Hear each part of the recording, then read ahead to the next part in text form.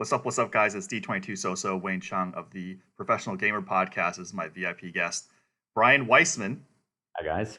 I've mentioned in previous podcasts and in Live with Mike Poker commentary I do that he is one of my Magic the Gathering mentors.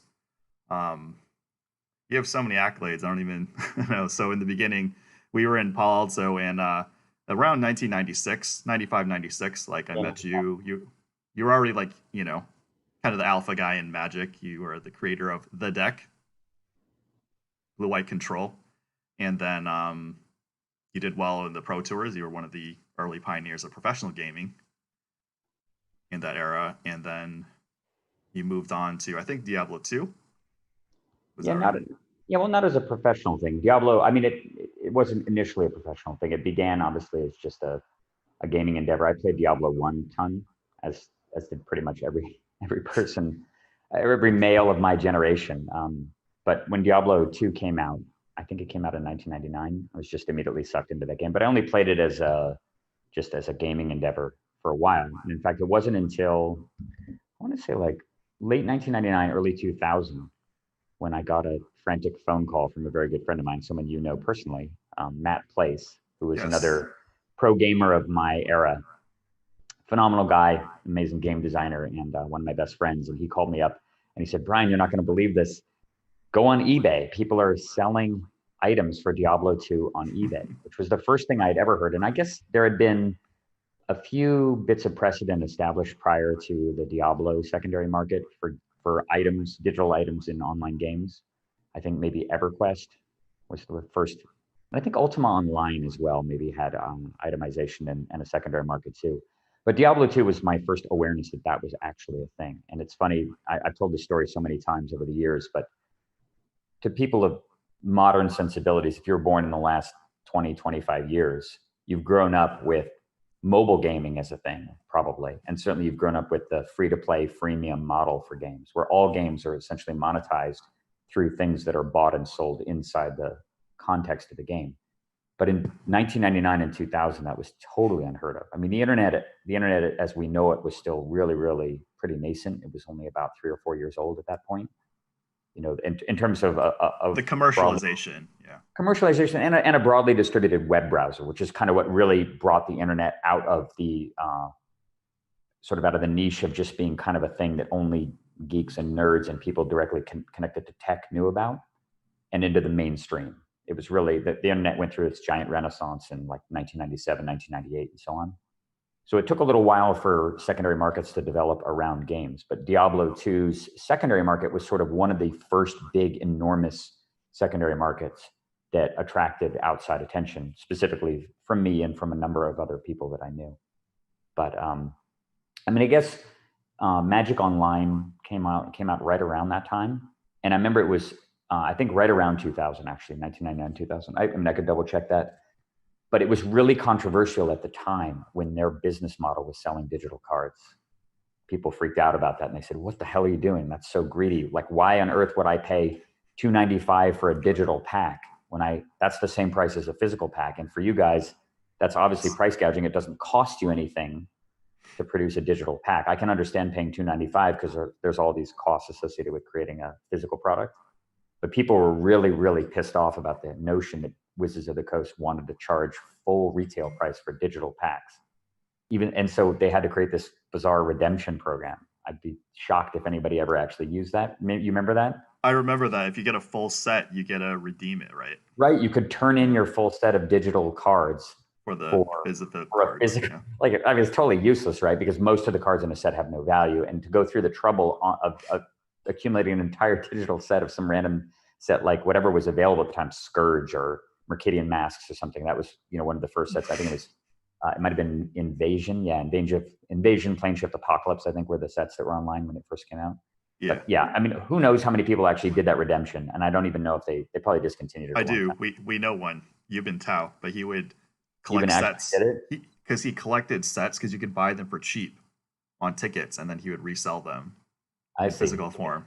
That's so much work and grinding. Yeah, I mean, obviously we were all like desperate to figure out a way to actually monetize a Magic career back then, right? Because the Pro Tour, I mean, we'll probably talk about it a little bit later in terms of the pluses and minuses of the Chronology.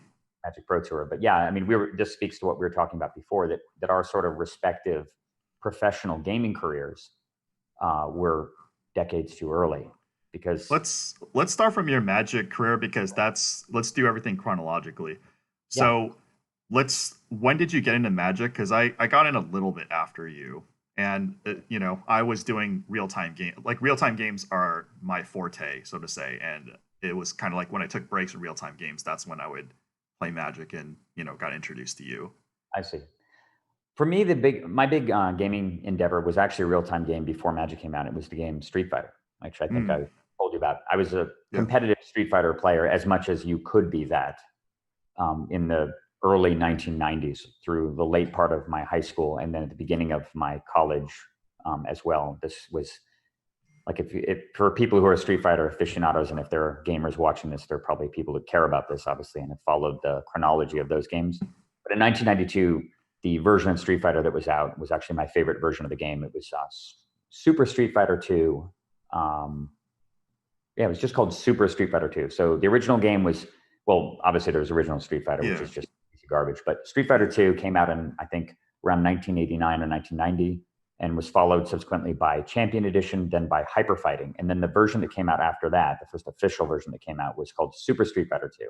And it was the one that introduced the 4 new characters beyond the original, I guess, 12. So I think Super Street Fighter 2 has 16 characters in it. It included DJ, Cammy, T-Hawk, and Fei Long.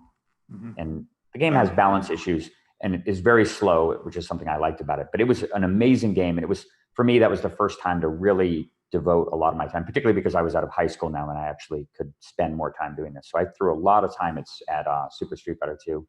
And I happened to be playing and competing at what was actually, we didn't know this until people began to travel around and there was more internet communication a few years later. But there was one particular place in Golfland in Sunnyvale, the Sunnyvale Golfland, which was located in, well, people don't know where Sunnyvale is. It's near San Jose in California.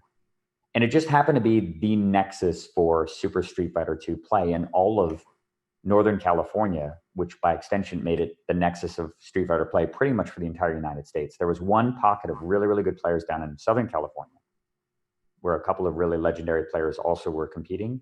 Those two locations really defined competitive Street Fighter play for a long period of time. And to this day, there are people who are still very prominent in that world, in that gaming world, who were competitors back in that era.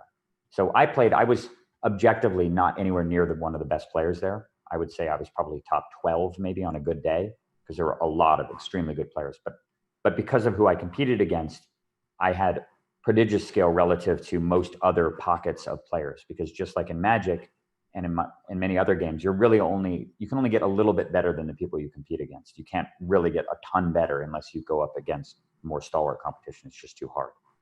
So I was a competitive Street Fighter player when I moved to Santa Cruz to go to school. I started there in 1992. Didn't hear about Magic all through 1993, although it came out in, I think it formally came out in August, although it had debuted at Gen Con in July of 1993.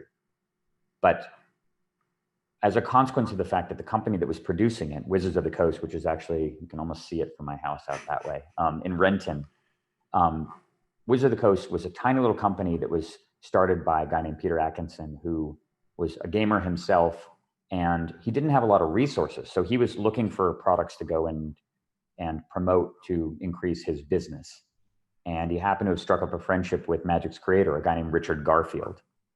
And Peter was basically pitched an idea to Richard and said, we really need a game that people can play for 15, 20 minutes at a time at a convention or something, at a gaming convention where they're going to play tabletop games like Dungeons and Dragons or whatever. And Richard had this game that he had been developing kind of off and on. And I know Richard really well, actually. He's quite a good friend of mine, and he lives in Bellevue, which is just on the other side of Lake Washington over here. I met him in 1990, before I won anything in Starcraft, but I was already a top player. I met him at E3, and Scaphalias, I believe his name. Yeah, Scaphalias. Yeah. Scaphalias is a very close friend of his. They're actually still business partners to this day. He has a company called Three Donkeys, and Scaph and Richard are two of those three donkeys. And Scaff also still lives in Bellevue. I see him periodically as well.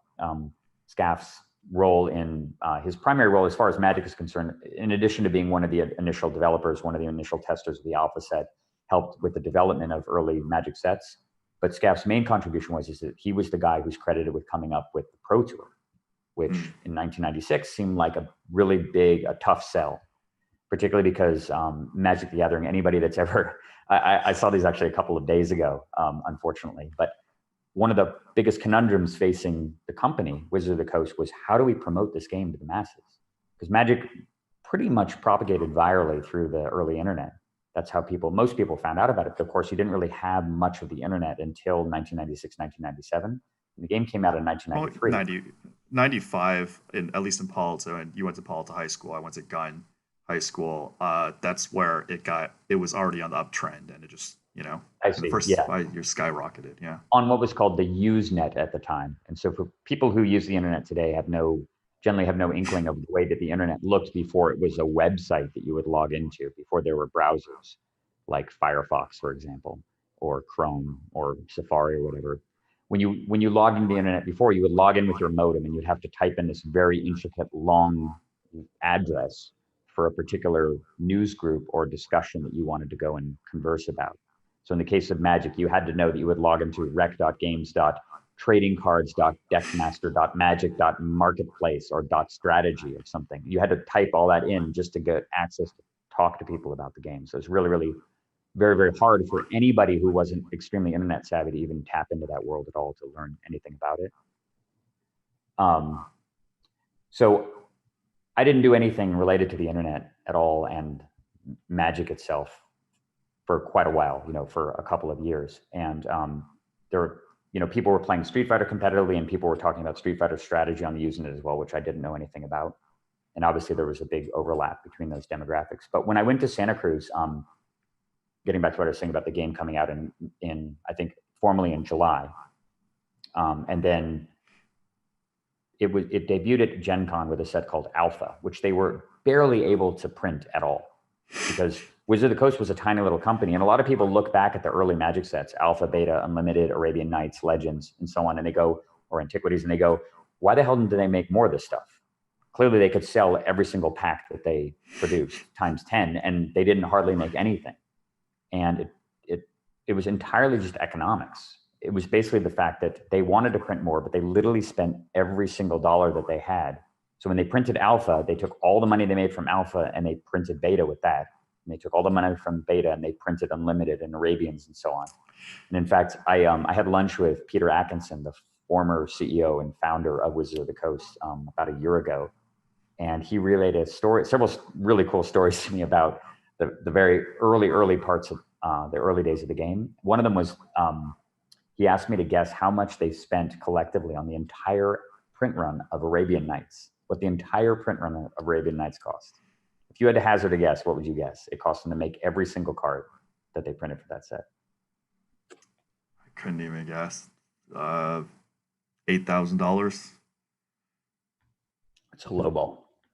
I would have guessed higher than that, substantially higher. I would have guessed probably $250,000. It turns out it was only $80,000 to print every single Arabian Nights card, which incidentally is the cost today of about 40 sealed packs of Arabian Nights on the secondary market. They're about $2,000 each if you get them out of a box.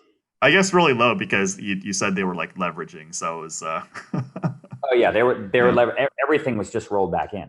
So if you look at the sort of exponential growth of Magic availability, you can see that in action based on how much of each subsequent set gets printed. So for example, the print run of Alpha was so low that there was something around 1,000 of every Alpha rare were printed initially. So if you have an Alpha Black Lotus, you have one of 1,000. And those are obviously originally, of course, some large subset of those original Alpha Lotuses were lost or destroyed because people played without sleeves and there was no inkling of that the cards would ever have value, long-term value. Certainly no one would ever envision that there could be Alpha Black Lotuses out there worth hundreds of thousands of dollars. Individual single Alpha Black Lotus is worth that much. But Beta was printed roughly 3 times. There were roughly 3 times as many Beta cards printed as Alpha. And then by the time that Unlimited came along, they were able to increase the print run by, I think, 3 to 4 times that. So it's around 14 to 15,000 of every unlimited rare.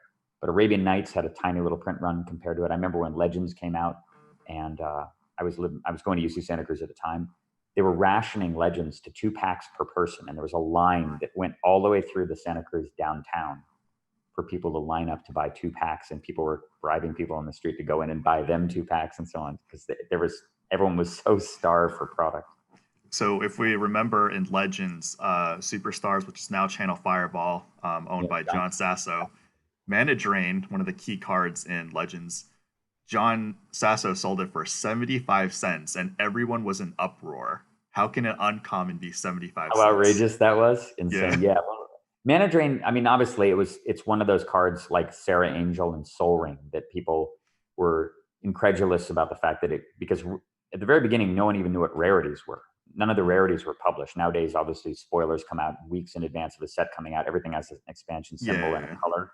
So it's really clear. And they were very reluctant to actually even have, this is something that Richard Garfield cared about at some point, because I'm not really sure what was driving it really. I think that he really wanted for the game to have a sense of mystery to it.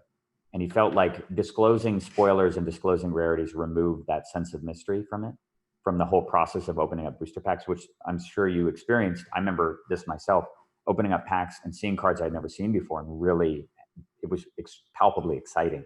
And you would play matches against people, and they would have cards you'd never seen before, and that was really exciting too. So that was sort of part of his vision.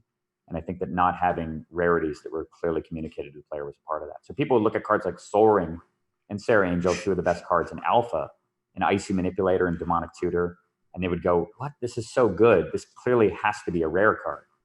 And Mana Drain, obviously, Mana Drain is, I mean, I think unequivocally the best card in all of Legends. It's the strongest card in Legends, and it's an uncommon. And on top of that, Legends had this issue with A and B boxes, where half of the print run of Legends, the sheets that those boxes were that they cut up and then put into the packs that went into those boxes, half of the boxes did not have Mana Drain in them. You could not get a Mana Drain in half the boxes.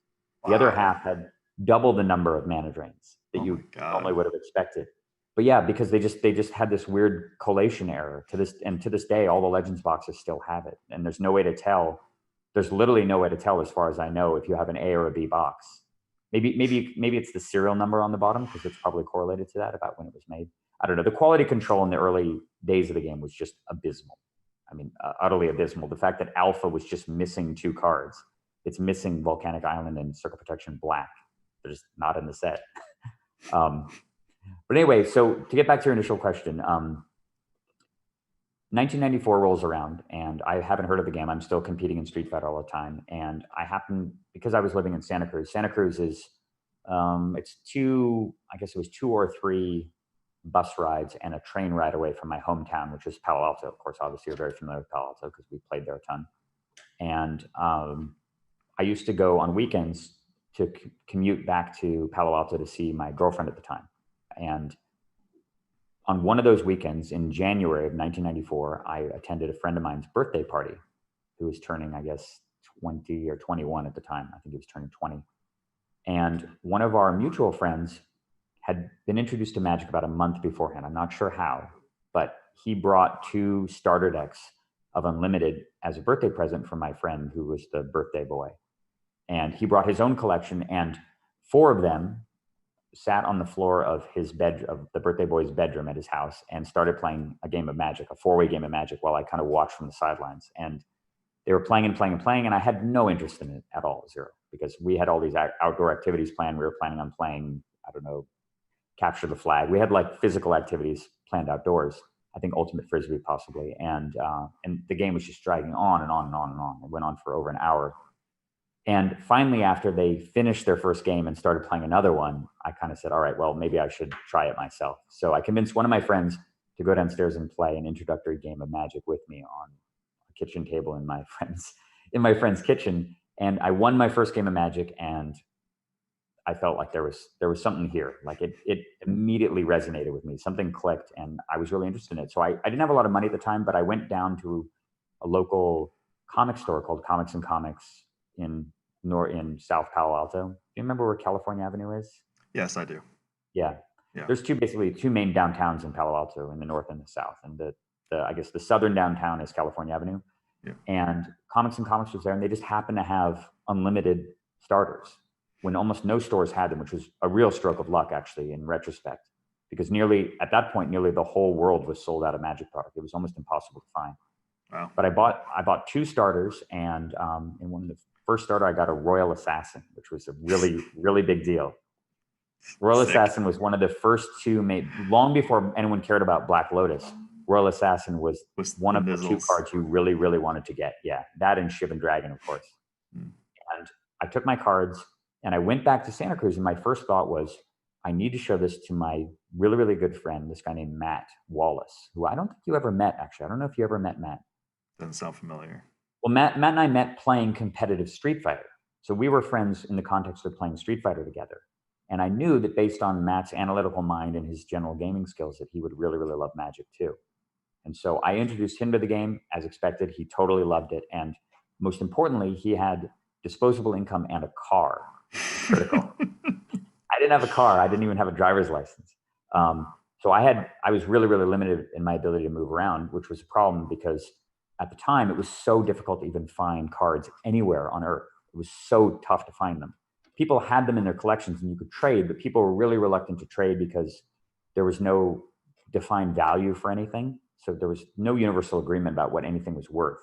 And people would very frequently do trades and then find out that they had been totally ripped off and felt taken advantage of. I certainly was guilty of on the receiving end of those kinds of transactions numerous times. And but Matt had a car, so we could drive around. We could drive around the Santa Cruz area. We could go south all the way down to Gilroy, doing anything to try to get cards. And meanwhile, we were just working on frantically just building deck after deck after deck after deck after deck. And the origin story for the term "the deck," because a lot of people that term has endured for now 26 years to present day. There's an archetype that's probably it's certainly one of the top 3 most prominently and frequently played archetypes in the current version of decks from that era. Are you familiar with Old School or 1993, 94? I know the newer version, they call it Keeper or something like that. Is that right? Well, Keeper, I wouldn't go so. Keeper was basically the East Coast version of the Control archetype developed by a group of players there, I think kind of spearheaded by a guy named David Mills.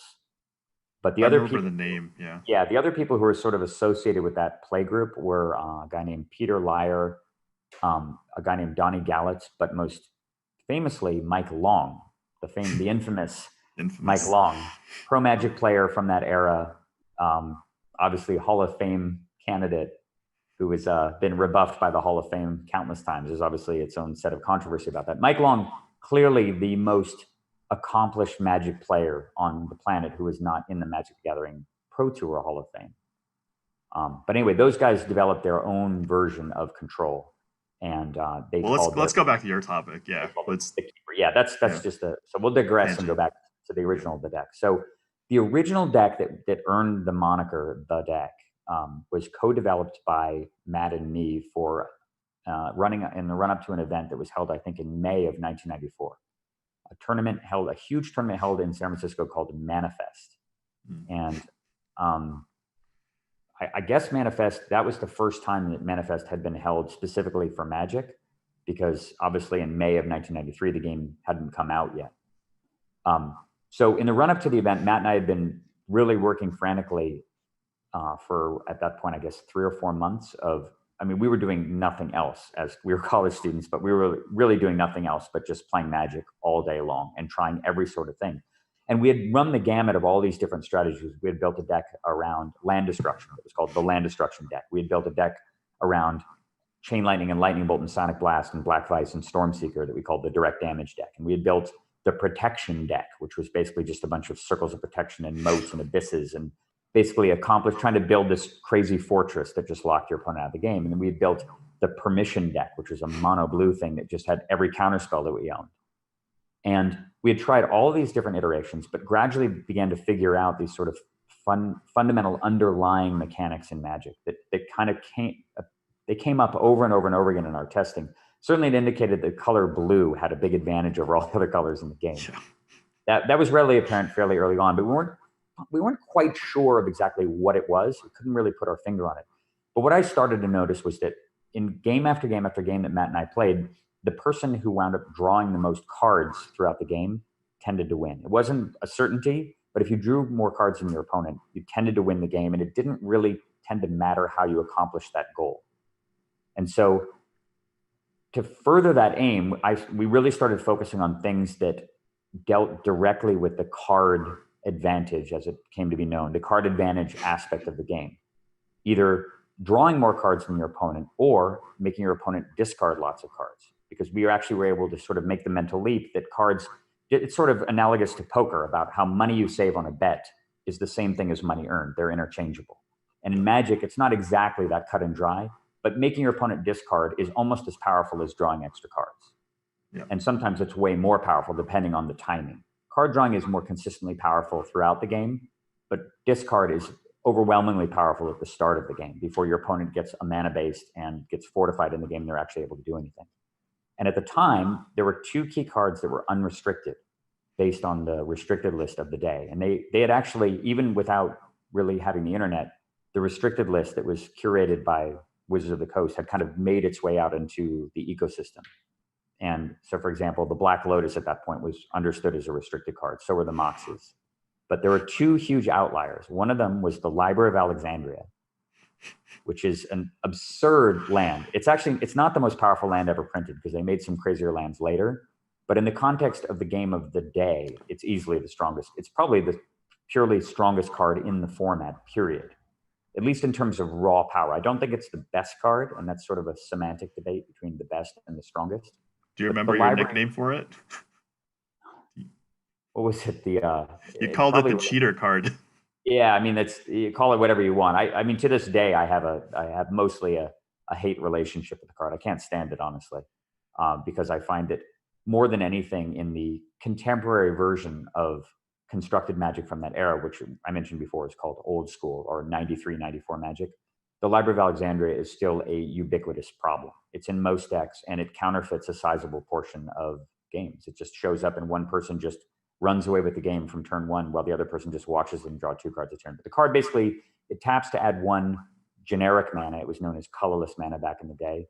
And its secondary ability is that if you have exactly 7 cards in hand, you can tap the Library of Alexandria to draw another card.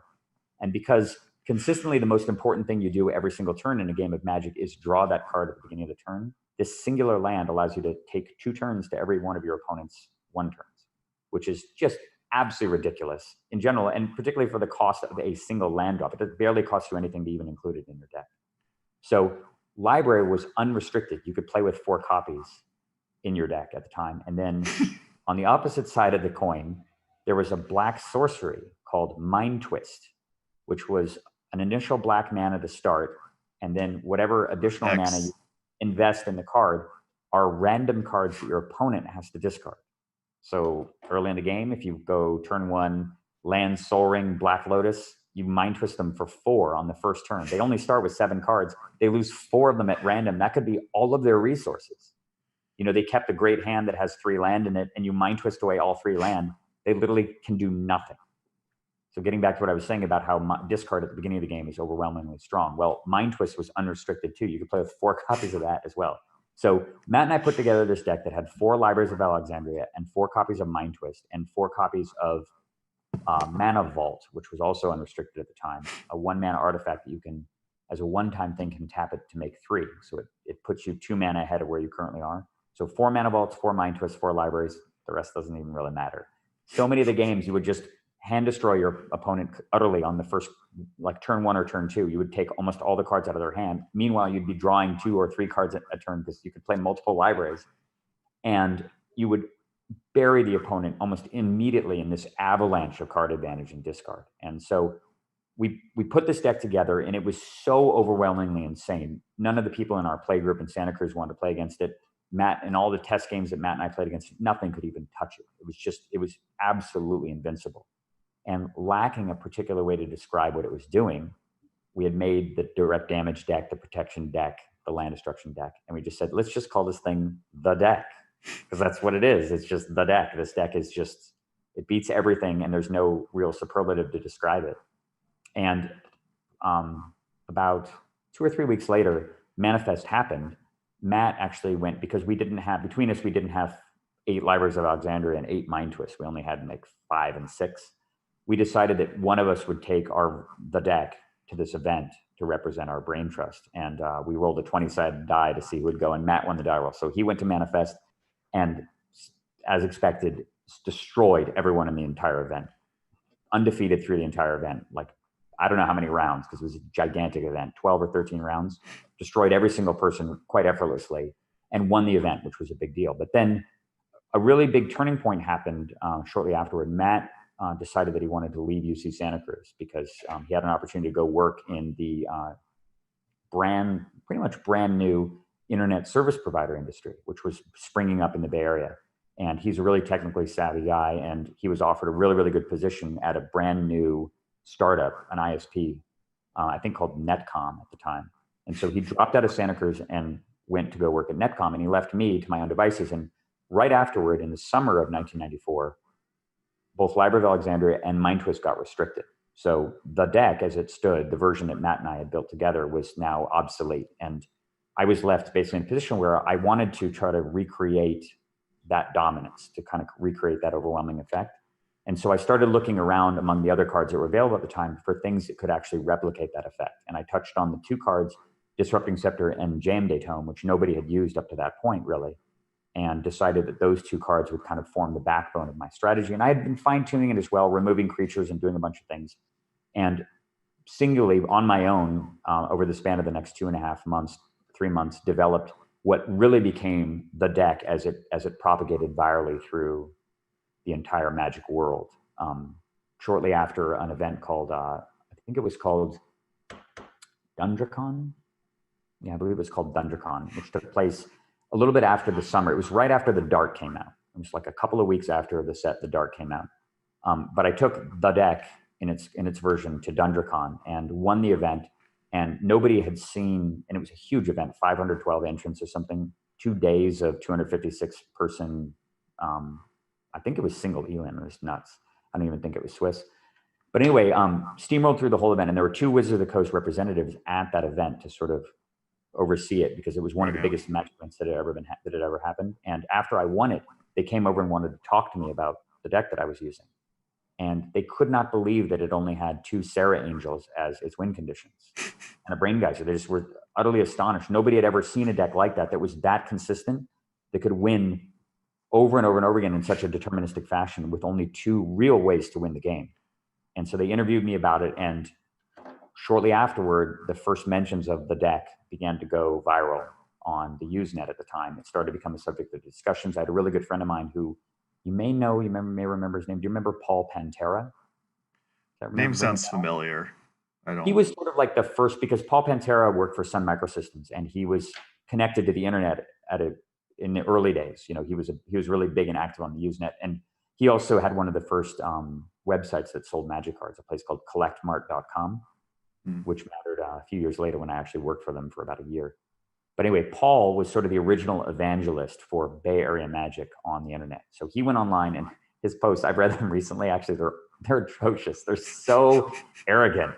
There's unbelievably, like, not even a shred of humility. This is like, bow down, motherfuckers. Like, we have solved Magic in the Bay Area, and none of you are worthy. None of you understand the game. You're all peons and morons. We've totally solved this game. This is the best deck in the world. Nothing beats it. And if you're not playing this, you're a moron. That's kind of what he was saying in his Usenet posts, essentially. So obviously it was very controversial, but of course people, the natural impulse when they hear that is, oh yeah, well, I'm going to challenge you then, right?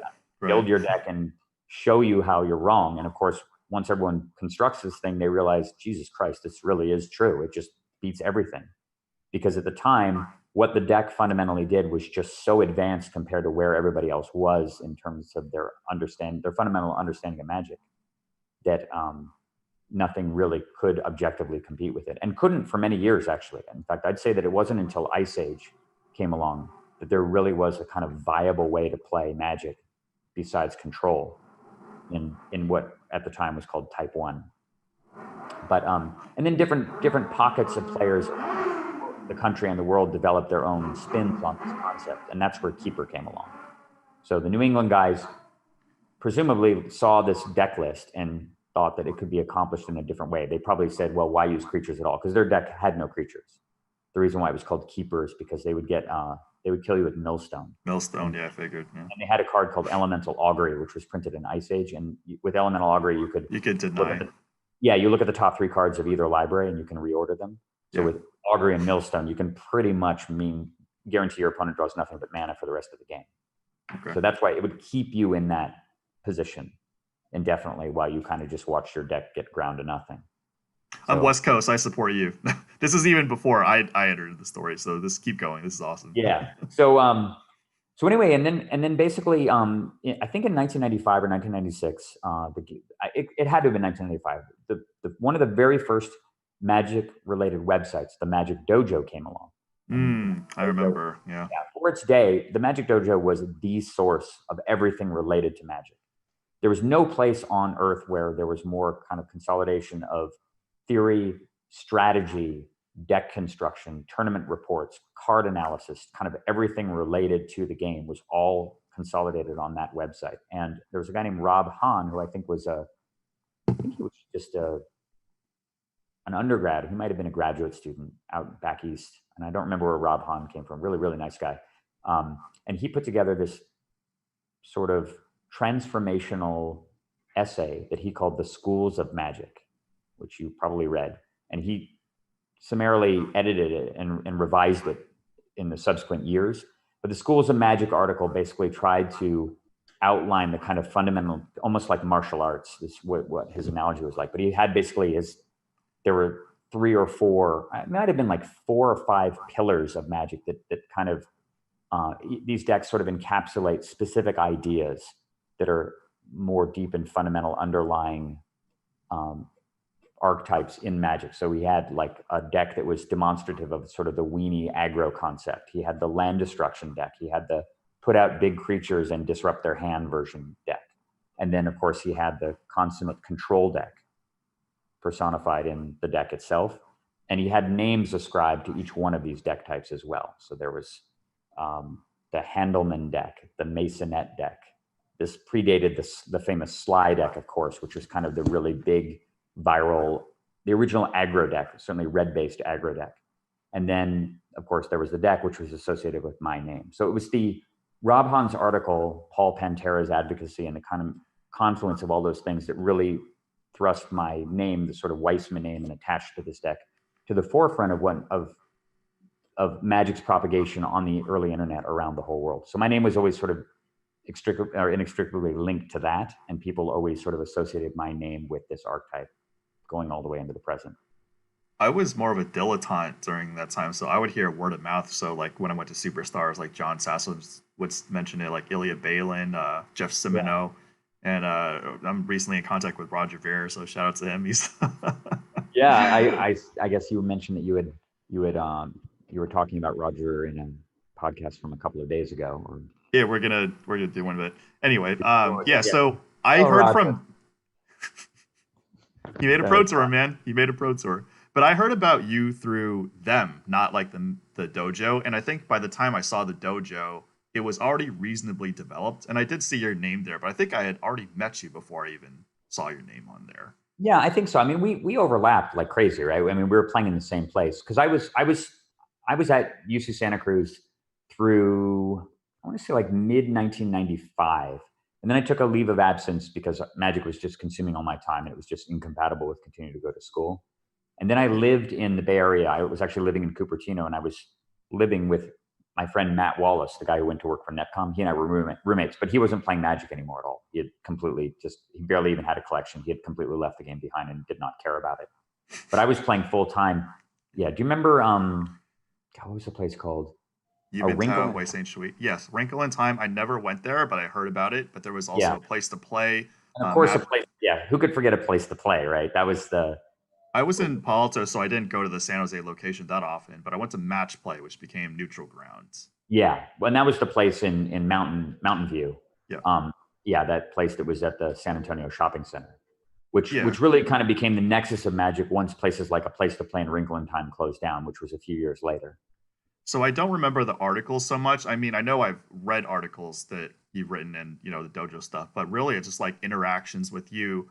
The very first time I got wrecked by that version of the deck. And then that's what, you know, really burst my thinking process in a scope of like, I'm sure months. I just got to, you know, a lot better. I don't really know or care where I stood. But it was like, you know, I started entering the Pro Tour qualifiers and doing much better after, you know, interacting with you. Yeah, well, Magic, it's interesting because one of the things that I always advocate for, and when people ask me how to get better at Magic in general, one of the things that I really advocate for, I actually have a YouTube channel that I've been curating now for, God, like 7 years. Well, we'll link to it. Yeah. I mean, it has low subscriber count. It's like a little over 2,000. I've never ever worked to promote it in any way. I've had it promoted because of podcasts and interviews and stuff I've done over the years, but I've never really gone out of my way. And I certainly don't produce. I have certainly not earned a big subscriber base because I barely produce any content for it. But it consists entirely of almost entirely, 99% or more of 1v1 games of the format called Commander, played online on Magic Online, replete with commentary. So basically, I'll have a session where I play Magic Online for a couple of hours, playing just random games with usually a mixture of decks or one specific deck against random opponents. And occasionally one of those games will be quite interesting for one reason or another, you know, usually because my opponent gets a very fast start. You know, they draw a bunch of early fast mana and I'm really far behind. And it's a tough game that I have to make a lot of very careful decisions and then hopefully can turn the game around and figure out a way to win when woefully behind. And when that happens, what I'll do is I go back, and unfortunately, Magic the Gathering Online is so poorly programmed and such a dinosaur that it has tons of endemic bugs. One of the worst bugs, particularly for content creators, is that when you play a game of Magic Online, the program saves an archive of that game on your hard drive, but the saving process is imperfect, to the point where what will often happen is that a particular card you may draw a card, or your opponent might draw a card, and for some reason there's it's almost like a DNA transcription error. The code of the card that's associated in the internal database with what that card is supposed to be will get screwed up by a digit or a letter. And so you'll draw a card in the game that you never drew. You know, you'll draw a mana drain, what was a mana drain, but it gets, instead of being, you know, A1C2, it's A1C3, which is like a 6 mana creature. So you'll see in the game, like you draw a 6 mana creature. Later on in the game, when you try to play the mana drain, of course, the replay tries to have you play a mana drain, but it's a 6 mana creature. It doesn't know what to do, and the replay gets stuck permanently. So it's been very frustrating doing this process for years, because I'll have some amazing game and I'm like, this is amazing. I can't wait to go and publish this. And I'll start going through the game, and 6 turns in, I draw a card that I never drew, and then the replay is hopelessly broken. So despite that, I've still managed to post around 400 videos or so. And the whole purpose of that channel, and this relates to what I was saying before about how people approach me through email all the time with questions, or on YouTube comments and stuff about ways to improve. The primary thrust of the channel, entertainment obviously is a component of it, but I really go out of my way to try to educate. I'm really trying to use it as a teaching tool as well, because it can often be the best way to teach someone about how to think strategically and think ahead in the game, and thinking of the range of all the things your opponent can do, and really being very goal oriented with regards to how you play a game of Magic too, which is something that I think a lot of people don't really consider. They're working towards the sort of more superficial goals that exist in a game of Magic. Like, I'm going to try to preserve my life, so I'm going to try to kill the opponent. But there's so many other larger goals that are going on within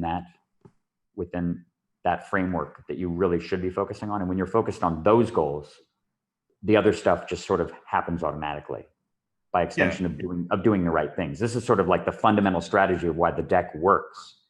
Because I'll be a testament to this, because like that's each of the sessions that we played together back in the day, you would like tell me something, and it must be like, you know, some god telling some peon, because like I remember how bad I was, so it must have been like really frustrating for you, but you were trying to like communicate information. And then at some point I got like, you know, relatively, you know, competent, but it's just a testament.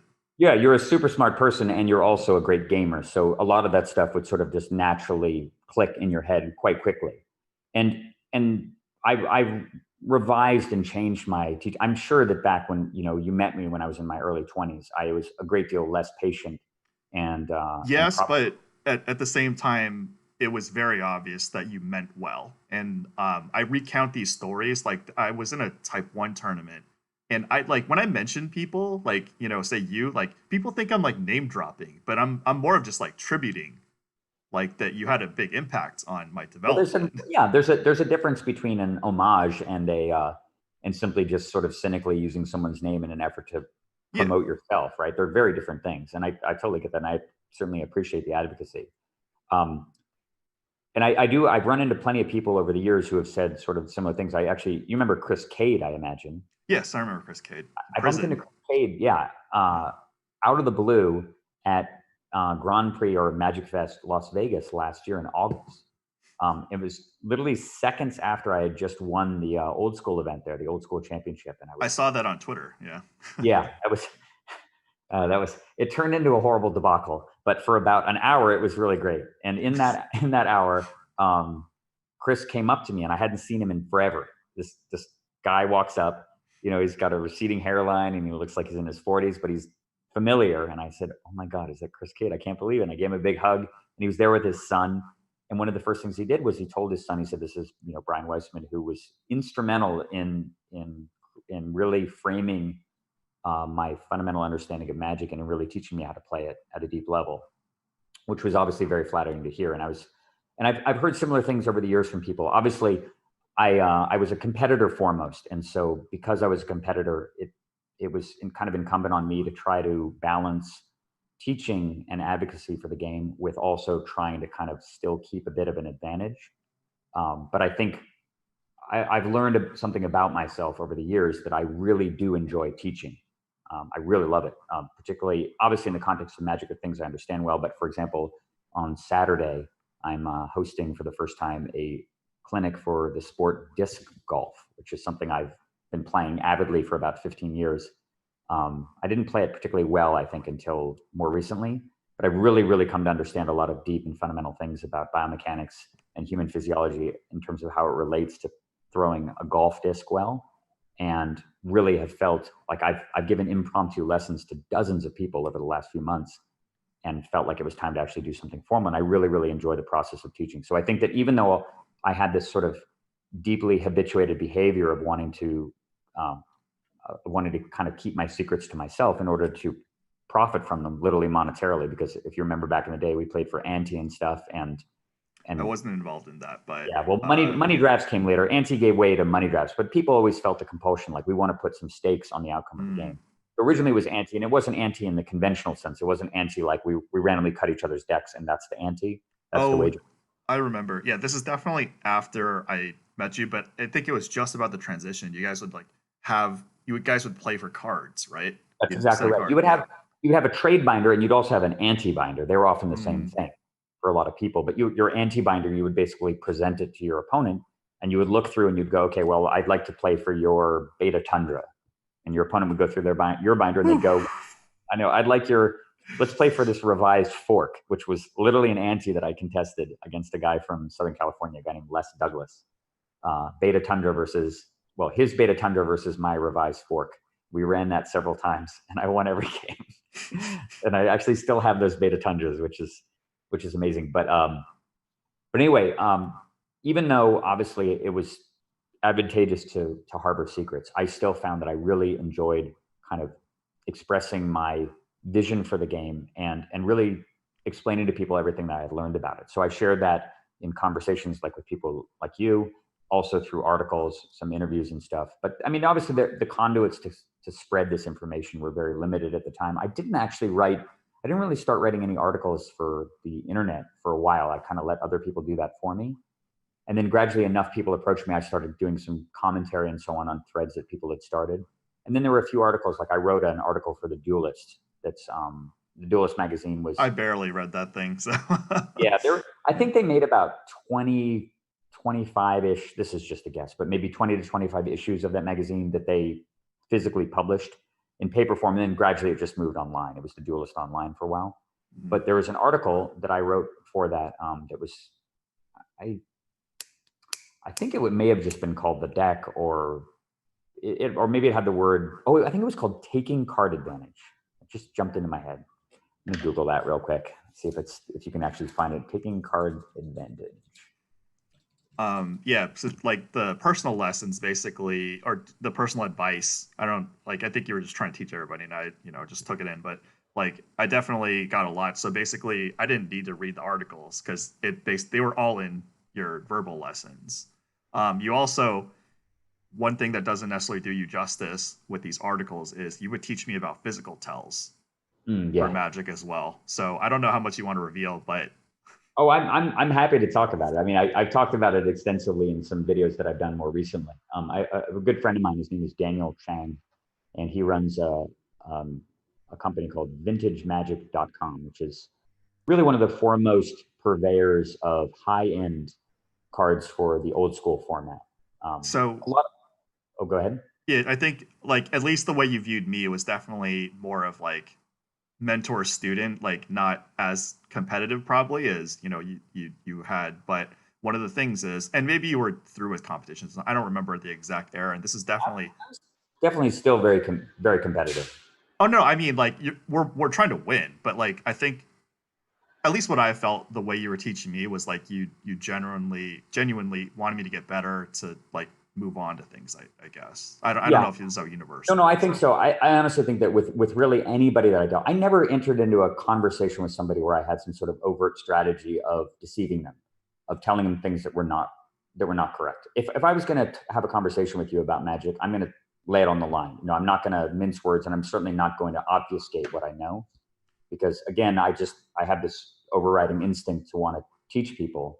I mean, this relates to sort of everything, all of the communication I do in my life, not even necessarily in the confines of Magic, but I'm sort of such an intrinsically evidence-based person that I always sort of try to, anything that I say, I want to be able to provide evidence for that, for my points of view and for positions that I take. And obviously in the context of Magic, if I'm going to tell you something, well, I'm certainly going to have concrete evidence to back that up. Like I can literally show you in a game right now why I'm doing this. It paid off because what happened was you noticed a tell of mine, which is like if I had an answer to something, I would like immediately shift that card to like the left side or something like that.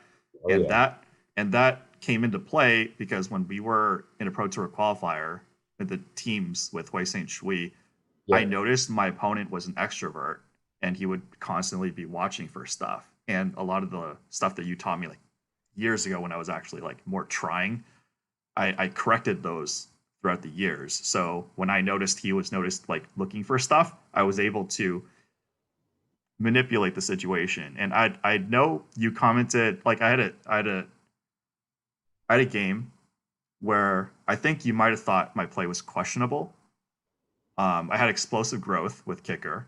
So I played it accordingly, in which I think at the time you thought might have been questionable. But what I didn't tell you was that my opponent was an extrovert and he was watching my hand motions. Okay.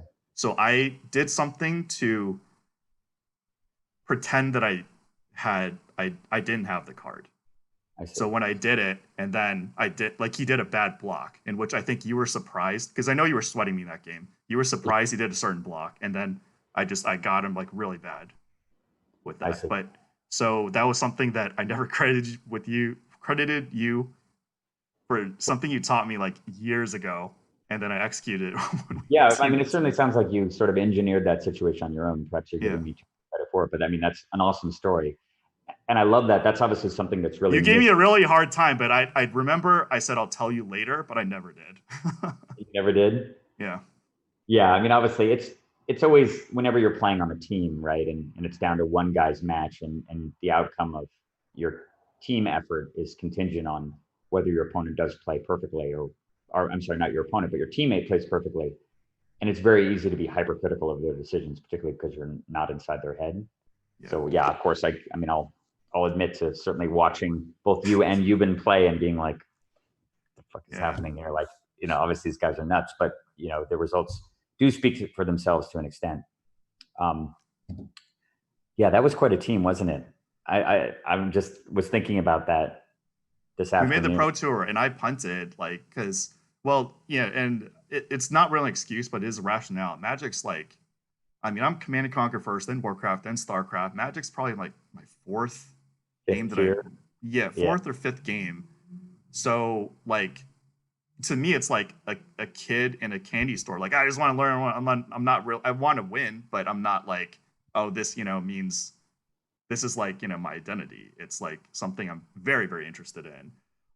So that pro tour I punted, and I remember you weren't very mad because we were kind of like, I think you were probably like 30, I was like mid-20s, and just like we're kind of over it. We're happy to be there, and of course I feel bad for punting, but like we had such a crappy card pool. I do remember that. I mean, it was such an interesting. The entire experience is really interesting, not just because of the tournament, but also because of the historical framing around that event, which is a crazy story in its own right. I don't know how much you remember. Do you remember when that tournament was? It has to be 2000. I would be shocked if you didn't remember the exact date of it. That's a hint. Oh, was it right around 9/11? It was the weekend before. Oh my God. It was literally the weekend before. The tournament, 9/11, the 9/11 attacks happened on Tuesday morning, September 11th, 2001. Wow. We played on Friday, Saturday, and Sunday on September, whatever that is, 7th, 8th, and 9th of that year in New York City at Madison Square Garden. That's where the tournament was. It was in New York City the weekend before the biggest terrorist attack in U.S. history in New York. Wow. Yeah, it's coming back to me now. Yeah. Yeah. On Monday, I flew out. I was scheduled to fly out of New York City on Monday night. And I spent Monday afternoon touring the city, taking pictures of the World Trade Center from the deck of the Empire State Building. It's in the background, like less than 24 hours away from being destroyed. And the craziest thing too is that I was scheduled to fly, I think around 9 p.m. on Monday night, going from New York City out of, I think it was LaGuardia Airport, because there's three. There's Newark and LaGuardia. And two of the three airports had hijacked planes that left from them. I think that LaGuardia and JFK had hijacked planes, and Newark was not affected. And I believe that I was flying out of the airport that did not have hijackers in it. But on Monday night, when I was due to fly out, I left Manhattan in a taxi and drove, I remember, across the Brooklyn Bridge. And as we were driving, this gigantic torrential thunderstorm blew in.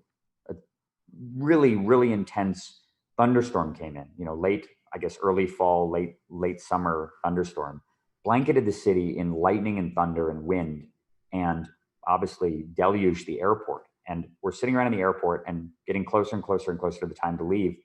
And it's very apparent that the flight is not going to take off in a thunderstorm. So they delayed the flight for an hour. They delayed the flight for another hour. It's now like 10:30 at night.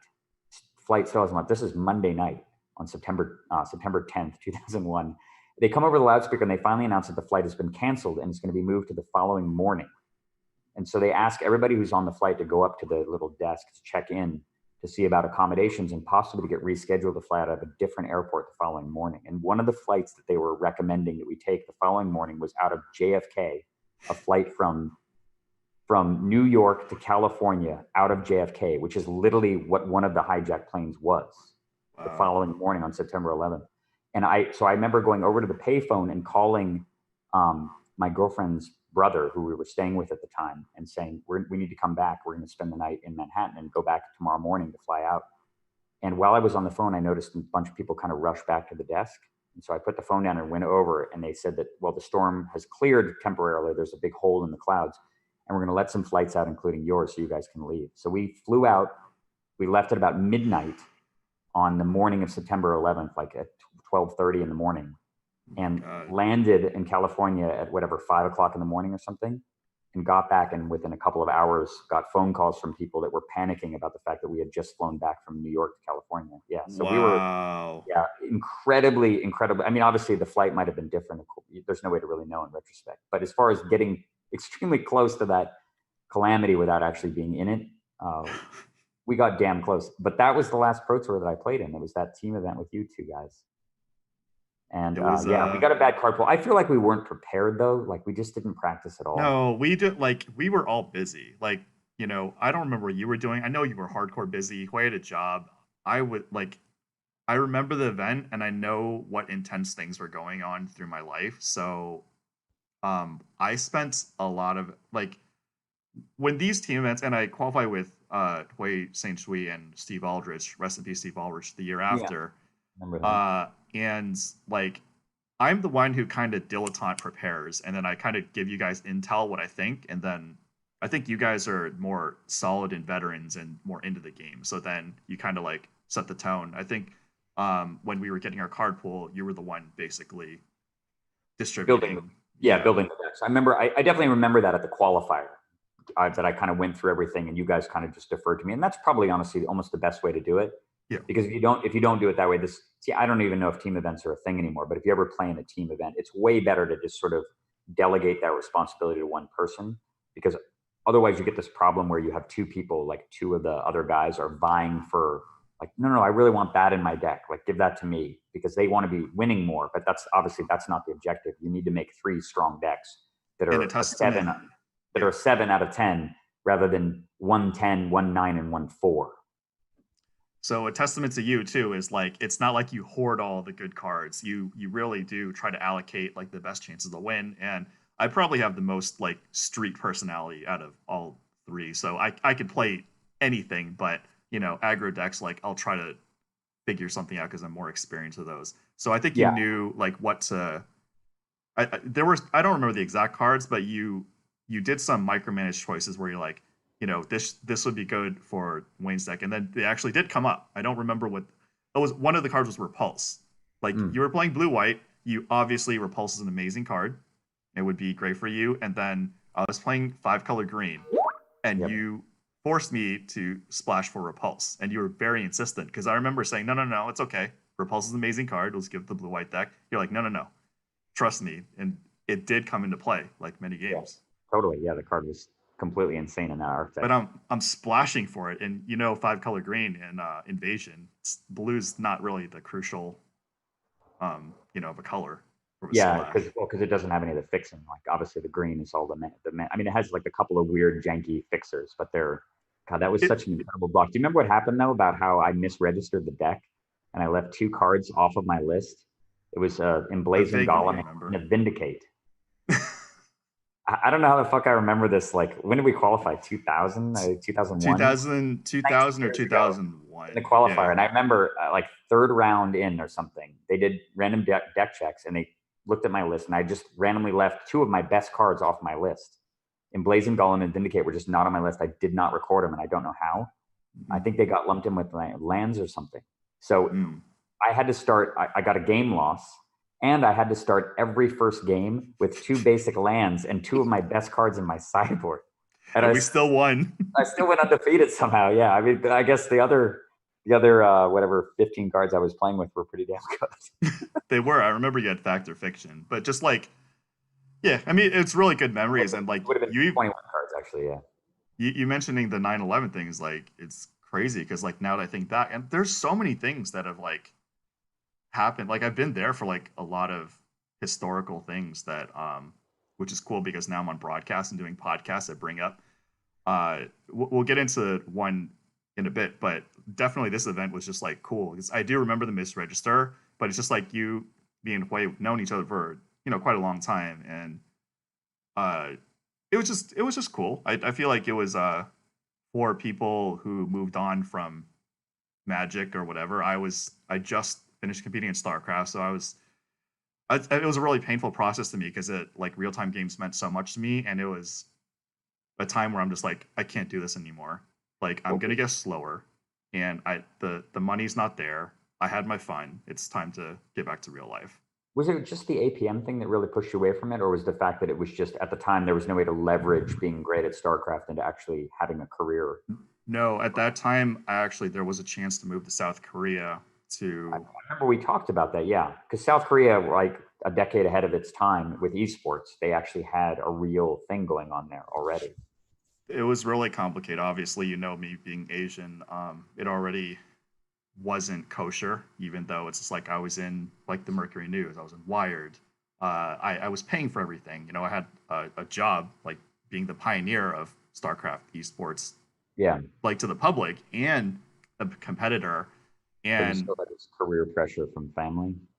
That was one of the factors, but the .com boom was coming on, so the company was changing more towards like a gaming portal. Bad timing, maybe the product wasn't a fit. I know Dennis Fong went on to do other great things, and just like I transferred from content creation to programming, and it just feels like a shift because like I was like, if I'm not going to move to South Korea, it's time to put an end to this chapter. I see. What year was that?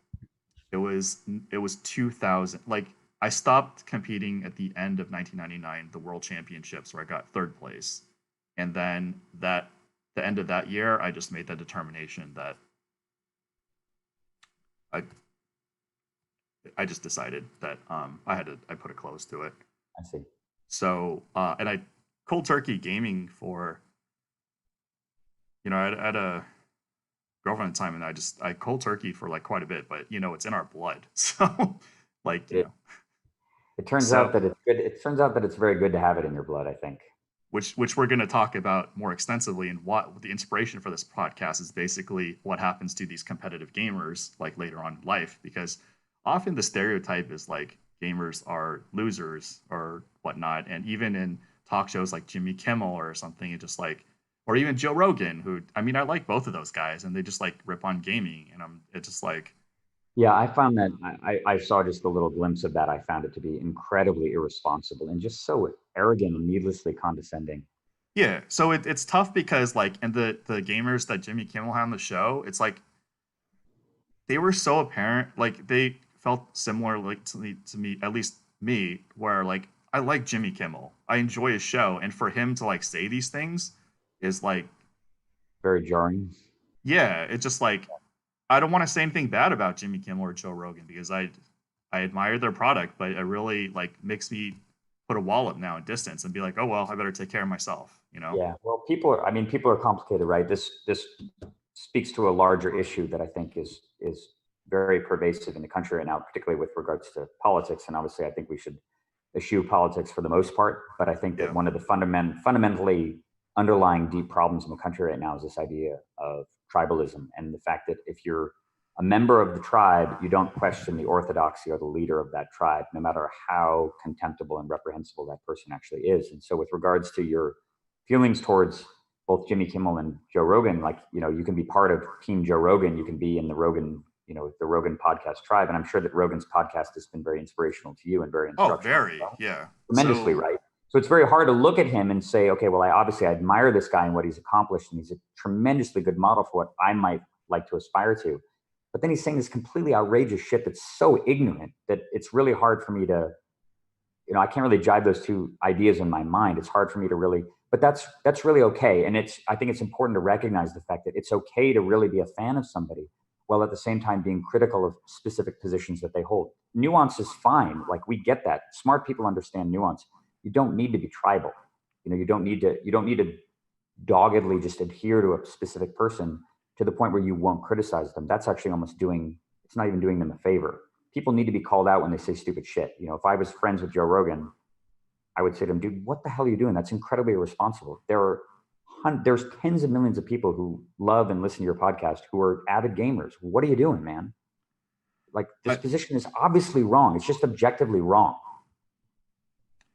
I put up a kind of a wall, and kind of like I'm still a fan of him, but like my narrative, especially this conversation, is more for people who are like teenagers that need to hear that if they're avid gamers, they don't even have to be like elite competitors. If you're elite competitors, you're going to find a way. But even if you're a pretty strong, pretty bright guy, you could turn your life into great things. But narratives like Jimmy Kimmel or Joe Rogan that make you sound like you're going to be a loser, that's just like not true. Objectively not true. And it just does make them sound ignorant. One of the things that I've always said is something that I've really tried to define my life by, no matter what it is that when I choose to do something, I just take it seriously. I think that's a mantra that you can adhere to. This is something that I've tried to really, really, I have a 10-year-old son. His name is Desmond. He's 10 and a half. And one of the things I've tried to instill in Desi is this idea that take the things you do seriously. Give them the respect that they deserve. That when you treat something with respect, when you treat obviously other people with respect and their views about the things that they do with respect, the net benefit is gigantic. And respect, fundamentally respecting something is so instrumental to understanding it as well, to understanding the perspective of people who enjoy it. Jimmy Kimmel and Joe Rogan's perspective on gaming was obviously very overtly and needlessly disrespectful of that activity. It's the idea that this is an activity that I don't understand, that I don't partake in. Therefore, those who do it are not worthy of my respect. They're only worthy of my derision. And that's just such an obviously wrong and ignorant way to view your fellow man and the world in general. But when it comes to just things in general, like gaming endeavors or whatever it is you do it with passion, do it with respect, and really take it seriously, no matter what it is. If you're in a PE class and the coach asks you to go run a quarter mile, or he asks you to do sit-ups or square dancing or whatever the hell they're out asking kids to do in PE classes, take it seriously. Just do it. It doesn't hurt you to take something seriously. People may mock you, but those people, the people that don't take shit seriously in their lives, they will almost consistently end up in a position doing something that they hate. When you take your life seriously, when you take everything that you do with and you give it a degree of respect, and you really throw your intelligence and your work ethic and your discipline into it, also taking stuff seriously gives you the opportunity to find out whether it really is a passion or not, whether you are in fact good at it. If you never take anything seriously, you can never find out that you even have any aptitude at it at all. You'll never really even discover that this might be the thing that you're meant to do, because you just treated it with insincerity and with a lack of respect. Gaming is certainly true in that way. Yeah, so that's something that I noticed recently in the last few years. I didn't know I had certain abilities. Like I'm like middle aged, and I'm like 42. Like I was tasked to do game design, which I don't study, but I played so many games, been competitive in them. Like I intuitively was able to come up with stuff, and I'm gonna have a game license in commerce. Like we have a deal and have a patent and a patent pending. So I'm just like, well, why didn't somebody just like ask me to design something? And I would have tried, What was the recent design thing? They're both casino games, and I'm in a state where, we've been competitive gamers our entire lives. So I was too polarized and linear into thinking that's the way I should be living life, which is like, in poker sense, scraping out every fraction of an EV. Yeah. But when you're building a product, which, you're a little bit older than me and you have successful products, how much effort goes into it, and probably understand this better than I do. Sometimes when you're building a product, you are buying time to make sure things go through versus scraping out every fraction of progress in EV. I don't know if you agree with that. Yeah, well, I mean, obviously the process of game development in itself is, it evades any type of formula or recipe. I think I've had a lot of people on the backbone, and I'm sure we'll get to discussing it, but on the backbone of the success of Path of Exile, people mostly who I know through the gaming world have come up to me, and they're aspiring game designers themselves. They're ambitious. They're working a 9-to-5 job that they don't like. They want to be independent, and they want to know, what's the secret sauce? What can I do? I have an idea. I want to go out and strike out with my own game company and try something, and I want to do something. What's the secret? What do I do? Where do I even get started? And it's such a difficult thing to communicate to people, because obviously there is certainly no formula to success. Like, for example, let's contrast that with something like someone who comes up to you and says, I want to be a professional poker player. How do I get started? Well, it's really quite easy to direct people to almost the owner's manual, the rule book on how to be a successful poker player. There are multiple very, very fundamentally important steps in that process that a person needs to take the time to come to understand. If they're in fact, I mean, obviously there's no substitute to just literally throwing tens of thousands of hours at it. That's probably the best answer of all. as it's the answer to most things. But just like with sports practice, getting back to the disc golf clinic thing, there's two types of practice, right? There's quantity and quality. And quality practice will always supersede quantity practice. You can spend thousands of hours doing a sport wrong biomechanically, and you'll never ever improve. I see this constantly when I try to teach people how to throw a disc correctly. They've been doing it for 10 years, and they're as bad as they were in the first month. They're as good as they were the first month in. They've never improved past that point because all of their practice is quantity and none of it is quality. And so it's the same sort of thing with regards to, the development of really any product and so on too. I just think that there just aren't any succinct rules to that as well. And certainly there are people who've been playing poker for 15, 20, 30 years who are horrendous. They're totally horrible. And they have no basic understanding of any of the underlying basic strategies. They run based on superstition and gut instinct. And some of those gut instincts may result in them making the correct choice occasionally, but their fundamentals are so broken, they can only really be a losing player in the long term. My narrative was more towards like, you have a game design, you made a successful business out of it. Like I guess when you're dealing with prices and magic cards and valuations, you have a little bit of more practice than say I would, but it just like never occurred to me to, when I'm building a product now, I have to think about the financials. I have like legal bills, I have to do marketing and stuff like that. Like as I'm waiting for the game to come out, my execution is now on building a foundation.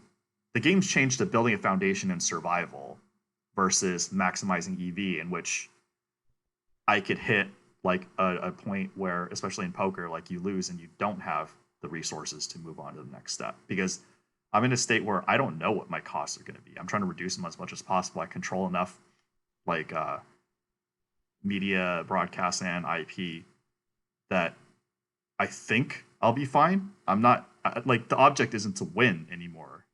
It's not to like take down Blackjack and Baccarat. It's just survive so I could, reap rewards. Yeah.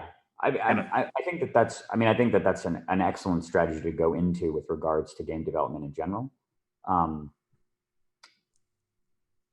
The whole idea, if you look at game projects that come to market, a very sizable portion of them don't take into account that idea of survival enough. They basically, if you look at how they spend development money, they're so front-ended. They spend a ton of money initially, right? They get some investment money.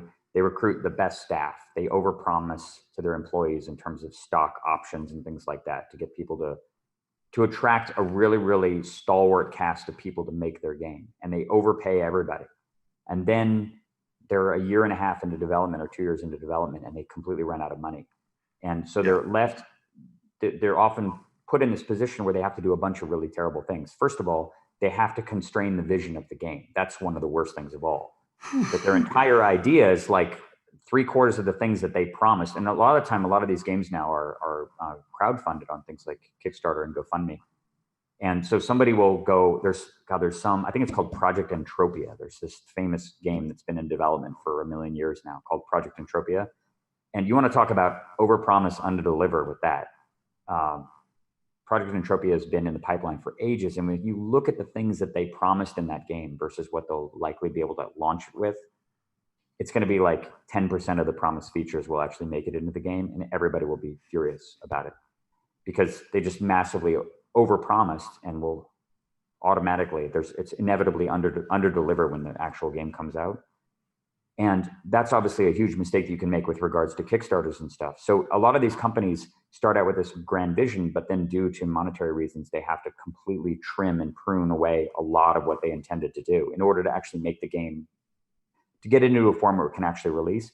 And then so many games come out these days that are just totally unfinished. They just release a game that's not finished because they have no money left. They have no choice. What can they do? It's either close down the studio completely because they can't get any more funding, or just release the game in some hideously bugged state and just hope that enough people play it that gives you enough money to fix all the problems with it, and then eventually get it years down the line into something that resembles your actual vision. Exactly. So this is kind of the dilemma that I was hit. So basically the way I live life plus development, it's just like it's very like lower cost, like explosive kind of things versus like I need to optimize. Like I clearly in year one of execution, I'm like, if I optimize this, I'm screwed. There's no way I can sustain these costs, even though I know what the smartest thing to do is. So I'm just like more being, a resourceful scrapper, so to say. And that's something that um yeah, like you quantified, there's so many graveyards of these things, and maybe they could have been amazing products, but it's just not practical to aim for something like that with the amount of time, resources.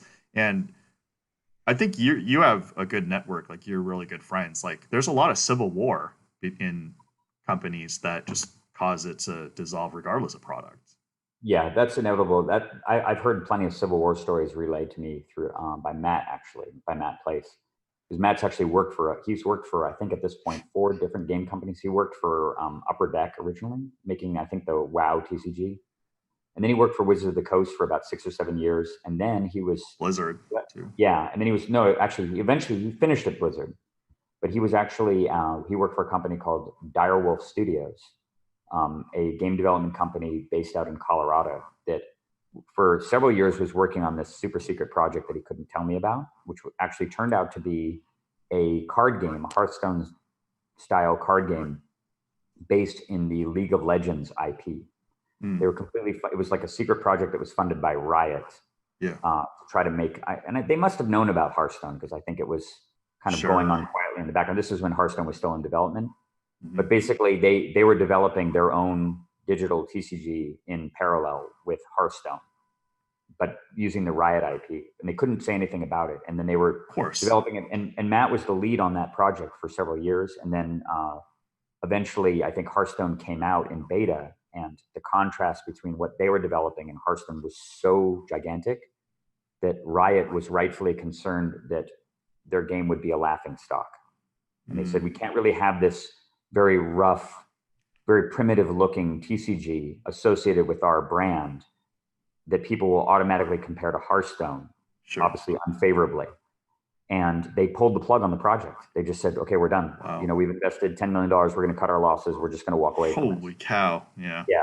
And that left, of course, the studio and all the people associated with adrift. And Matt had been promised bonuses and equity based on how well the game that he had been working on was going to do. So getting back to what you were saying about, like infighting and stuff, there was all of this sort of civil war that went on inside the studio. I wasn't privy to too much of it. This is obviously second or third hand information, but there was tons of infighting. And eventually he's just like, I've invested the last 3 or 4 years of my life into this thing. I can't do this anymore. And he walked away. And that's when he was subsequently hired by Blizzard. And he actually worked on Hearthstone with Blizzard for, I think, not very long, 9 months or something. Yeah, go ahead. Oh, and I was just going to say, and then Matt was a relatively small, somewhat early investor in Path of Exile, actually, back in 2011. And then, so we were at the time when he was doing all the final stuff at Blizzard, we were transacting the sale of the company to Tencent, and that eventually transpired in April of 2018, so a little over 2 years ago. And Matt's share from that sale was enough to get him to leave his Blizzard job. Blizzard's getting some really bad press, and I don't want to ever say bad things about Blizzard because they've obviously been integral in my career. They've made some utterly amazing games that I played to this day. And I mean that's one of the stranger relations. But the thing is, a lot of my good friends that work there aren't there anymore, and I was actually interested in maybe doing something for Hearthstone, but it's not gonna. Oh, you mean actually? Yeah, I mean, you told me that you felt that you could turn pro at Hearthstone if you wanted to put in the hours. Yeah, I don't think anybody doubts that. Like, to be honest, like I'm literally just like scraping by, and I hit Legend every month. It's like if I did compete like 2019 Wild, which is very similar to Type 1, which is why I liked that format. I got 25th in US.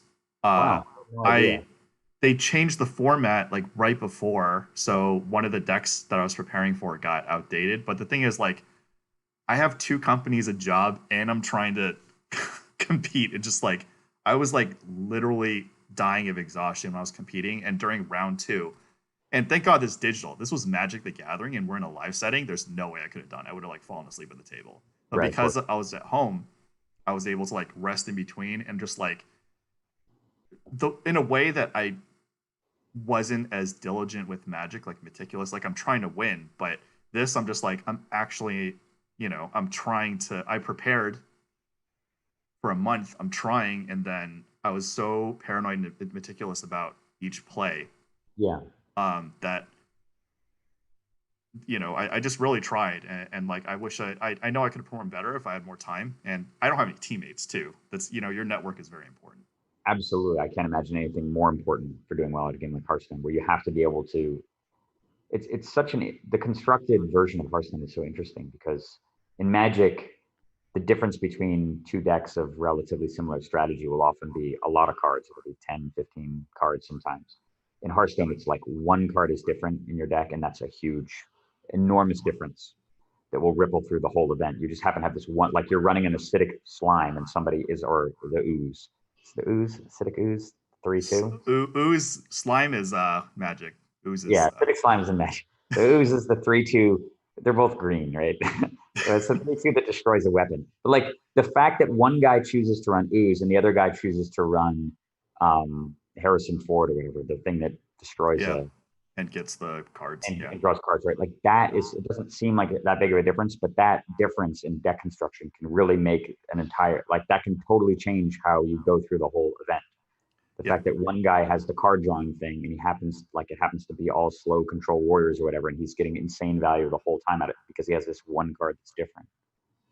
Yeah, I agree. And like there are beautiful, like I've been very public on this too. I think Magic's a more fun game. I think it's easier to play Hearthstone due to the convenience. I do think Hearthstone does a lot of things, really well, especially since I can't, you can't play during your opponent's turn, in which in Magic you can. Right, and secrets is like by a programming limitation is like, once it's triggered, the second thing that would trigger it doesn't exist. It turns out counterspell's a lot worse when it triggers automatically the next time your opponent plays a spell versus like the best thing in the deck. Yeah. So it's a little worse. I do want to compliment Blizzard on the getting it this far and what the product is. I do have high admiration for it, especially the convenience factor of Hearthstone. One thing that I think that can't be understated too in the role of Hearthstone's success and propagation is that the game is fundamentally fun to watch. And that's the thing that really sets it apart from Magic. A long time ago in this conversation, I think this came up during our recorded conversation, but I was talking about how, this related to the question about Scaf Elias and the formulation of the Pro Tour, because if you have a strong constitution, you can go on YouTube and you can look for, I don't know exactly what the search terms would be, but if you dig around, you'll be able to find advertisements that were produced by Wizard of the Coast, I think around 1998, 1999. They were trying for a little while, gamely trying to promote the game through the regular channels that products were normally promoted through in the early days, in the age of television and pre-internet, which was through advertisements, regular video, 30-second video advertisements. You try to think of like trying to make people get excited to play Magic the Gathering in a 30-second spot on. That's really hard. That is a real challenge. I don't think that anyone on earth, no genius advertising executive on earth is up to that task, I think, because the game it's like trying to promote, chess in an advertisement. You can never do it justice. All you can do is just make it look awful, like something no one would ever want to do. And you've been exposed to this task for like a long time. Do you think you could do it right now? Or what would be your best guess? If I could promote Magic through video medium? Absolutely not. No, I could never do it justice. It's just impossible. Hearthstone has a really good ad, but it's like have you seen it or what? They have a lot of ads. I certainly have seen it, but this gets back to another point that I was going to make, and this relates to the fact that one of them is a spectator sport and one isn't. And I know that Magic Arena has sort of changed the conversation a little bit. Magic Arena are you familiar with it much? I know of it. Like right now, as you know, I have way too much on my plate, and something like getting a conversation with you is like literally I've been, it's been on my mind for like a long time. I see. That's cool. Well, Magic Arena came out in, I think it's, don't quote me on this. I think it's a couple years old now. But it was an attempt to make Magic aesthetically pleasing to watch. Simpler to play, streamlined for online play, and also a far more enjoyable spectator experience. There's a lot more stuff is easy to discern from the perspective of a viewer in a game of Arena. And in general, the presentation is much more flashy. There's tons of animations, there's lots of cool sounds, things smash into each other with big impact explosions. There's lots of digital effects. The spells and the fireballs cause these big roaring contrails of sparks and stuff. It looks really cool. And it's clearly an attempt to take Magic out of that staid, completely sterile environment that Magic Online is, right? Which is basically just meant to be a recreation of tabletop Magic. Yeah. And take it into the modern day so that it can stand side by side with a game like Hearthstone and look comparable. And they've done very well. Magic Arena is incredibly successful. It's easily the most successful and accessible version of digital Magic that's ever existed. Far more accessible than Magic Online, which unfortunately still has all of the warts that are attached to the regular paper game. Right. So the very fact that when you play a game of Magic Online, literally every time I have to do anything that interacts with the stack, my opponent has to say, no, I don't want to respond. That just makes the game so cumbersome. And Magic Arena circumvents a lot of those interactions by having an intelligence about what the players have in their hand and what options are available to them at the time. But so that's the thing. Like the advertising for this advertising for Hearthstone actually has very little to do with the game. So I think people, especially like us who are hardcore gamers, are too focused on the fact that we're trying to sell the game versus sell the emotion. Yeah, no, that's a very valid point. I agree with you there. And I think that if there were a few famous kind of viral Magic ads that they did experiment with that I think did get some more traction. And like you said, they had absolutely nothing to do with the game at all. One of them was the famous thing where there's an org or something, and they're making a monster in a lab, and there's an org involved. Oh. Mm-hmm. That's a famous Magic viral. There's a guy in a lab coat and stuff. Apparently, this ad actually was quite successful, and people liked it, and it got them curious about what Magic might be. Yeah. But the ads that they were producing before that, the 1990s ads, are unbelievably cringy. I'm sure. So bad. They're such bad ads that if I didn't know anything about Magic and I saw that ad, I would go out of my way to avoid that game, not play it, because it looks so incredibly terrible in terms of its portrayal, the way that people act in it and stuff. It's god awful. So credit SCAF with recognizing the fact that in 1996, the traditional avenues of promoting Magic the Gathering were failing. Remember, the Pro Tour had, for a time, they were actually broadcasting matches, top 8 matches from both nationals and from the Pro Tour on ESPN2 with commentary and editing. They brought in the guy who was associated with the X Games at the time as the voiceover guy. His name was Chris Kelly. They brought Chris Kelly into the studio to do with his cool hip gravelly voice and stuff, because he was doing the X Games and some other sports and stuff. They brought Chris Kelly in to do the voiceovers and so on, the intros and outros and so on. And the commentary would generally be me and Chris Pikula, actually. And I've heard segments of that, I'm 45 now. I mean, I've listened to those over the last couple of years. It's so awful. It's so grating for me to listen to. I sound terrible, honestly. Objectively, I sound awful.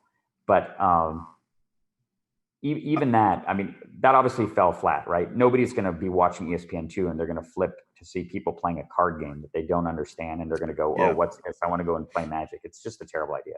But the Pro Tour was by far the way that they figured out to promote Magic to the masses. They could point at the Pro Tour, they could promote the Pro Tour players, and they could say, listen, if you're good enough, a kid at home, right, and you're 15, you can play on the Super Series, or you're 20 and you're in college or you're out of college and you've got time to devote to this game, you could go and be a world famous player, and you could win $45,000 playing an event, which was unheard of at the time. I mean, what kind of non-sports events were paying prizes like that at the time, other than maybe the South Korea esports events were probably paying similar amounts of money, maybe more? It ramped up. So that one was $2,500, and then the second place one was $7K, and the top prize was $10K. So they started ramping up, that's why it was such a tough call. Like, it was definitely on the plate for me to continue competing in StarCraft, but the thing is, like, moving to another country, plus like not being able to speak the language, plus like, I like it could have been a fad. Like, I don't think the way it was uptrending, all the esports at the time were uptrending. I don't think it was gonna be a fad, but honestly, we're in America, and the Magic the Gathering has this issue too, in which like you have a lot of better options in life than being a professional gamer. Absolutely, and until Twitch TV and Twitch TV promotion of, I mean, obviously there are lots of gamers now who, because of Twitch TV, have become literal celebrities.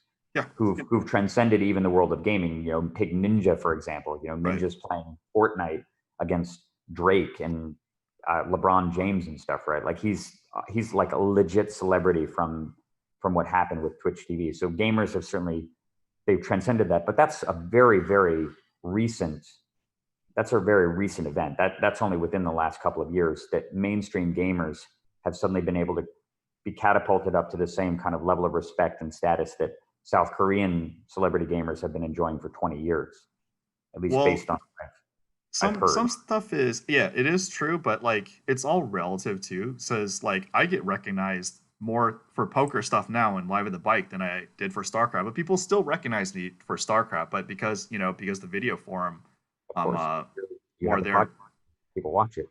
Yeah, but I'm also in LA, in which there's too many famous people. Like, so the fact that I even get recognized in the sea of like so many, like I've ran into so many celebrities at that in LA, yeah. in LA in general. It's just not even special, I guess. It's just like, as an experience, it's not that interesting. So like when Ninja does the stuff, it's like cool, but I am, me personally, and this may not be universal, are more concerned about gaming as a reputation, as an industry. So like when you hear League of Legends has more viewers, the World Championships has more viewers than the Super Bowl streaming, that's clickbait, because it's not, it's like, it's awesome that it's surpassed that number, but people can tune in and tune out of a stream. And in the Super Bowl, the people who are watching the Super Bowl are generally there for the entire thing. Totally, because it's a huge social event. Right. So, like, while it's awesome and impressive they do that, or, Ninja gets the stuff, it's like, I personally care more about when a random person from a different industry that doesn't know anything about gaming comes up to me, they don't do something that Joe Rogan and Jimmy Kimmel did, which is like, or, I just want to be like, I don't even want anything special. Just like, oh, you do this, you're on broadcast of poker, or you were StarCraft world champion. That's cool. That's it. I don't really care for anything as long as it's not negative. So to me, Ninjas obviously and other gamers are helping with that, but as long as it goes into that direction, I don't, me personally, I don't really care about the celebrity aspect, like that kind of echelon. Yeah, well, I mean, obviously, you can make comments about the sort of dubious advantages and qualities of celebrity in general. We live in a culture that very unjustly reveres celebrities and gives them all of this deference and respect that, for the most part, is unearned, I think. So I think that celebrity is something that there's very little purpose in actually aspiring to that in general. Because I think that most people who are celebrities, I think most of them will sort of tell you like this experience is mostly negative. Yeah, it's not good at all. You get recognized, sure, and that's fun, I'm sure, for a week. And then you have the rest of your life where everybody views you a specific way, everybody treats you differently. You can never even really be sure if people's engagement with you is sincere or not. Right. Because really, they just want a selfie and they want to brag to their friends on Instagram who they met at a restaurant, right? They have no respect. They don't know anything about you. They certainly don't respect you for that. It's just entirely about promoting themselves in social media. And they want your professional respect versus to earning it themselves. Like, like whatever you are in Magic the Gathering, I'm sure you're known for other things too, but that's what I was introduced to you, or it was introduced to me, and then I meet you in person, and then the interaction with you in person plus the mentoring process, and that to me was like the cool aspect of knowing you. And then, of course, we didn't finish this, but going, us qualifying for a pro tour, and then now having this podcast, it's like a continuation of something that happened in our youth. That to me, that's the cool aspect, I guess. Have you ever told anybody your story about the cube? Have you ever shared that on? I did. I told Tom Martell, but the thing is, I didn't know. Like, I obviously would be flattered if I was credited with it. And I remember holding these like 3 big boxes around in the World Series. I'm like, let's draft. And like David Williams was there, Casey McCarroll was there, blah, blah, blah. But like, I don't know. I'd be very glad and grateful to be credited with, whenever I've told the story of the cube, because it's part of the Magic lexicon at this point. Magic Online has a series of cubes that they roll out at any given time. There's always a cube that's one of the primary chief draft formats. And it's so funny because, like, the origin story of the deck, I think almost nobody even knows why it's called the cube at all. The story that I've told people is that the initial box that you guys had the cards for your initial draft set in, it was 3. Yeah. It wasn't always 3 though. I imagine. Okay, yeah. It started as 1 and then 2, and then it got to the point where there are just too many individual cards. Yeah. So I can tell the story from my point of view. So when I was at UC, obviously you do it far more justice than I would, and it's important for me to hear it too because I will continue to relay it. Oh yeah, I'm glad that you're relaying, and I would be glad to get credit for this. In UCSD, and I told this to John Sasso too, a supersize. Like, I'm gonna make a draft set with 1 of every individual card, and I brought it to, I started doing it. Of course, I'm missing a lot of the expensive cards, but when people play it, they're like, oh my God, this is so fun, because you already know there's no duplicates. And then there's so many tough decisions, like bombs in certain sets, in certain eras, like how do they compare? Like, right, totally. For example, Curse Scroll. Curse Scroll is not very good in Cube. That's a great example. I think that's literally the best example of this idea that you're talking about, but go on. So, like in Tempest, if you open Curse Scroll, boom, you don't even look at the rest of the pack. Definitely not. And then you look at the rest of the pack just to know what's out there. Yeah. Yes. But but then in Cube, you have stuff like Curse Scroll, land tax. Like, I'm trying to think of some like Morphling. Yeah. Or an X spell. And X spells are Fireball, yeah. What's amazing about the X spells, at least in the version that I have, is that they are very good, but they aren't necessarily first picks. There's a lot of bombs that are just like straight up better. Totally. Something like the blue-black Dimir Guildmage, is that what it's called? Yeah. Dimir Guildmage. That guy is nuts. Yeah, like he's like not necessarily a bomb, but if there's no like super bomb, he's like one of the top guys for sure. Totally, absolutely. It's just a card that can completely snowball into a win all by itself. It's a 2-drop. It's a 2/2 for 2, so it's just solid in that regard. And he's a tribute to the deck. James Day Tillman Disrupting Scepter in 1 card. James Day Tillman Scepter in 1 card. Yeah, both source. Yeah, I made the cube, and it was like 1, and that's why it's called the cube, because it's in those big ass boxes. And then I had in San Diego. Was it technically in a rectangular box though? Yeah, like rectangular box, but important part of the story because it's not literally a cube. I've always said like you actually happen to just have this box that was a literal cube, and so all the cards fit nicely in there. And oh no, it was those big ass. My own imagination. I'm glad to whatever. It's like I thought it was so awesome because as you know, I have the most fun drafting. My performance shows that I'm better in constructed, but just drafting so has a feel that is just like unmatched in constructed. So we have this cube, or I created this cube. I have one, and then in UC San Diego, I have a buddy, Chris Chang, who's a PhD student, and then David Fisher and like Andy Wang. So we would draft this like throughout the night, and it was like, I remember back when we were at match play, we would draft, and then at some point you're the responsible one. You're like, I got to go home, but that would last until like 2-3 a.m. Not very responsible, I assure you. But yeah, normally we would leave that place and then go to Denny's and then play. So Denny's is 24 hours. Yeah, and lions. Yeah, lions. That's right. The With low rent things. the cube, we were so degen, and I haven't played like 24 hours / more than 24 hours in the game for like a really long time. But then when we had that, we actually did for like we actually drafted over 24 hours. Wow. So then one World Series of Poker came, and everybody was in the degen poker mode, and I just wanted to cube draft. So I brought that thing over, and in the one house, Euban, David Williams, Casey McCarroll, and a couple other Magic players, and we drafted it, and they were like, "Oh my god, this is awesome!" But money beats Magic at that mid-20s age. So yeah, even though they were really excited about it, that they went off. But I just kept building and building it until it was 3 boxes, and then I have real life responsibilities, so I ended up just like not continuing. So I don't know what happened, but at some point it actually became a thing.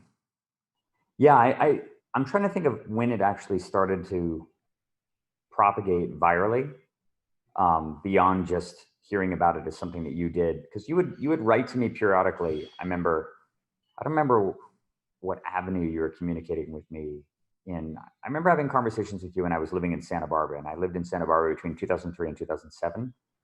So I remember you writing to me and asking me questions, like, for example, just asking me, which card do you think is the best card, period, in the cube, based on the card set? What card's going to be most consistently insane? And I think that our agreement was, it might have, well, I mean, obviously outside, you had power in it, though. You had Ancestral Recall and stuff, right? I did, but it got to a point where they come up so infrequently. Yeah, once you dilute it so much, it becomes less of a factor. But I remember Managerain during the conversation, apropos what we were talking about before, and the card Treachery, for example, being another just absolutely top 5 windmill slam it 100% of the time. Like, you'd take Treachery over Black Lotus a lot of the time. And actually what's interesting is that I have my own cube that I've been working on and developing for more than a decade, actually. It's gone through a million iterations and probably has no more than 20% of the cards in there were cards that it had when I first built it. But seeing this sort of steady evolution and coming to understand, I've kind of touched on so many things in the creation of this cube. The big defining thing, though, that separates the cube that you guys played from the cube that most people who have heard of the term in modern day is that when you guys drafted your cube, you would always be dealing with you'd be drafting a very small subset of a larger card pool every time. Like, you do a draft with 4 people, your card pool is 1,200 cards. 4 people is only, what is that? It's only 12 packs, right? So 12 packs times 15, you're dealing with whatever, like 160 cards. It's a tiny cross section of a much bigger chunk of stuff. Yeah. As a result of that, it's much harder to go after particular archetypes, because in that small subsection of the cube, an entire archetype might not be even supported. So, like, for example, you open a pack and you go, damn, I really love mono red. I want to draft Jackal Pup. So you draft Jackal Pup first, but then just by pure coincidence, all the other good aggro creatures are in the other parts of the cube.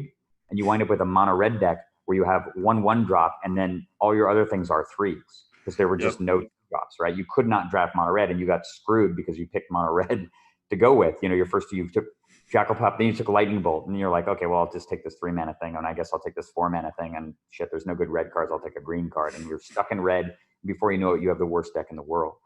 And so this is something that I kind of recognized in my own cube, because the cubes that you and I are drafting, unlike the cubes that are drafted on Magic Online. In Magic Online, every card in the cube is in the pool every time you draft, 100% of the time.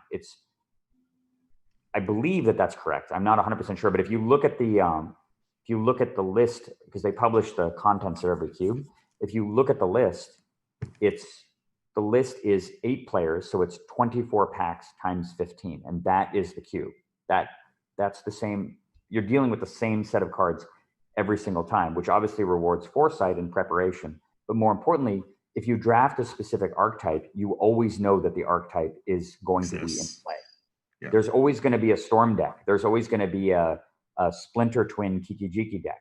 There's always going to be a mono red deck. All the pieces are there every single time. So you can draft knowing that, with that foresight, and count on being able to get that deck consistently, provided that you're able to pick up the key pieces for it. You can look for it. You always know that there's going to be one of every dual land.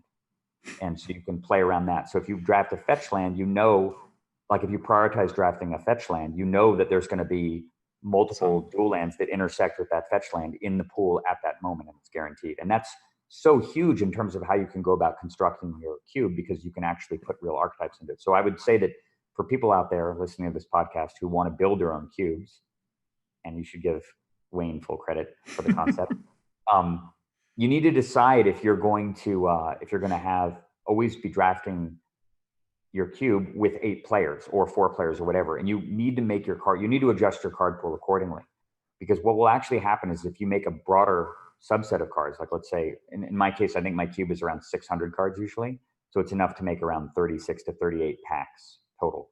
And we're only drafting a small subset of that. What actually happens over time is that you'll see time and time and time again that savvy players will ignore all the fast stuff. They ignore all the beatdown creatures. They'll go like 14th and 15th pick because beatdown is not a consistent strategy. It's one of those cards, one of those deck archetypes that requires a critical mass of mana development, right? You need a mana curve. You need to make a real proper aggressive deck, you need like 4 or 5 1-drops. And then you need 7 or 8 2-drops. And then a few 3s, maybe a couple of 4s, and then some removal and land, and that's your deck. You're never ever going to consistently get that when you're dealing with 1,200 cards and you're only looking at a small subsection of that. It just won't work. So what happens is that reinforces the behavior where people will go and they'll draft and they'll just ignore the Savannah Lands. They'll just never take Savannah Lands because they know that it's a trap. And gradually over time, what happens is, since I'm constantly editing the deck based on the data, what cards are going 14th and 15th pick consistently? Well, I'm like, well, shit, nobody's drafted Jackal-Pup the last 9 drafts. It's gone 15th pick. And they pull it out. Or I'm sorry, so I pull the card out of the pool. And then I do that for lots of the other 1-drops, basically the aggro creature 1-drops. And before you know it, steadily evolving over time, the entire cube just shifts into this sort of weird mid-range, late-game bomby strategy. And there's no opportunity to play beatdown at all because all the beatdown creatures have been taken out. So you have to be very careful when you're constructing it. What really fundamentally matters as far as how you go about constructing your cube is how many people do you intend to be drafting this with in any given thing. And if like half or more of the cards are in play in every draft that you do, and that's guaranteed, then you can actually put archetypes in. Otherwise, don't even bother. Just put in lots of good stuff and just accept the fact that it's going to be mid-range. I enjoyed the fact that there were no archetypes because even in that, like you said, there's less beatdown. So when you do go beatdown, like you start picking up stupid things, like even 2 2s for 3, like morph creatures, big increase in value, like hill giants are, and those end up being fast enough in those environments to, it's a beatdown, especially if everyone's curve is going higher up. But it's a different era, so like I'm just glad it caught on because I thought it was so fun just comparing bombs with bombs and just like how certain bombs in certain formats, when you completely blast out the environment, how they just like completely devalue. Yeah, I mean, think of cards like original bombs like Shivan and Sarah Angel, completely overshadowed by modern design. And that's obviously that's a quality of Magic power creep in general. I mean, Magic power creep has gotten, particularly with regards to Planeswalkers. I think Planeswalkers as a class of cards have just completely shifted everything about the game so fundamentally. And not only are Planeswalkers insanely powerful, but they've been really, really pushing Planeswalkers as a thing too, because Planeswalkers are sexy and they sell sets, they sell packs. There's an insane Planeswalker at 3 mana. People will buy packs to get that Planeswalker because it's super exciting to have it. The problem is that causes long-term damage to the game. And a bunch of the 3 mana Planeswalkers that they made recently are extremely problematic. In fact, I'm not sure how familiar you are with some of the more recent Planeswalkers, but they printed 2 Planeswalkers within the last, I think, year or so that have had to be banned in multiple formats. Because I heard about them. I just I read the Twitter feed, so I see what's going on, but I don't experience it. Yeah, Oko, Thief of Crowns. Okay. Yeah, Oko is the real offender. I mean, Oko is the most powerful Planeswalker made by far, and it's so innocuous too. It's just an example of a very poor design, and that apparently there's one aspect of the card that was never tested properly. They made a modification of the card post-development that elevated it from being a very solid card to being astronomically powerful. Are you familiar with what Oko does? I only remember like 0/1 and gain life. But just tell me the whole. So the card has 4 loyalty at 3 mana. So it's already beefy from Planeswalker perspective. 4 loyalty at 3 is really nuts anyway, because it's very, very hard to interact with a 4 loyalty Planeswalker that early in the game, particularly if it comes down on turn 2, and it's quite easy. Its casting cost is 1 UG, so 1 blue, 1 green, 1 generic. Yeah. 4 loyalty. It's 3 abilities. It's +2 ability, +2 loyalty, so it goes up to 6, is put a food token into play. And foods are something that was one of the primary mechanical innovations in the set that it came out in. A food token is just a generic artifact. It's just an artifact. But it's you can pay 2 mana and sacrifice a food token to gain 3 life. So that doesn't seem all that splashy. It's not really that exciting. But when you look at the second ability on Oko, and this is its primary problematic feature, it has a second ability which is +1 loyalty. It's not minus, it's not 0. It's +1. And it's turn any creature or artifact in play into a 3/3 elk with no abilities. So that could be the food that you made the first turn you played Oko. You play Oko turn 2, you make a food. Your opponent makes his turn 2 play. And on your turn, you transform your food into a 3. So you have a free hill giant.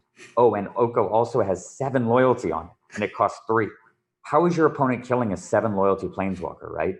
And it can continuously gain 2 every turn, or it can gain 1 loyalty a turn while simultaneously effectively destroying the best creature your opponent controls or their best artifact.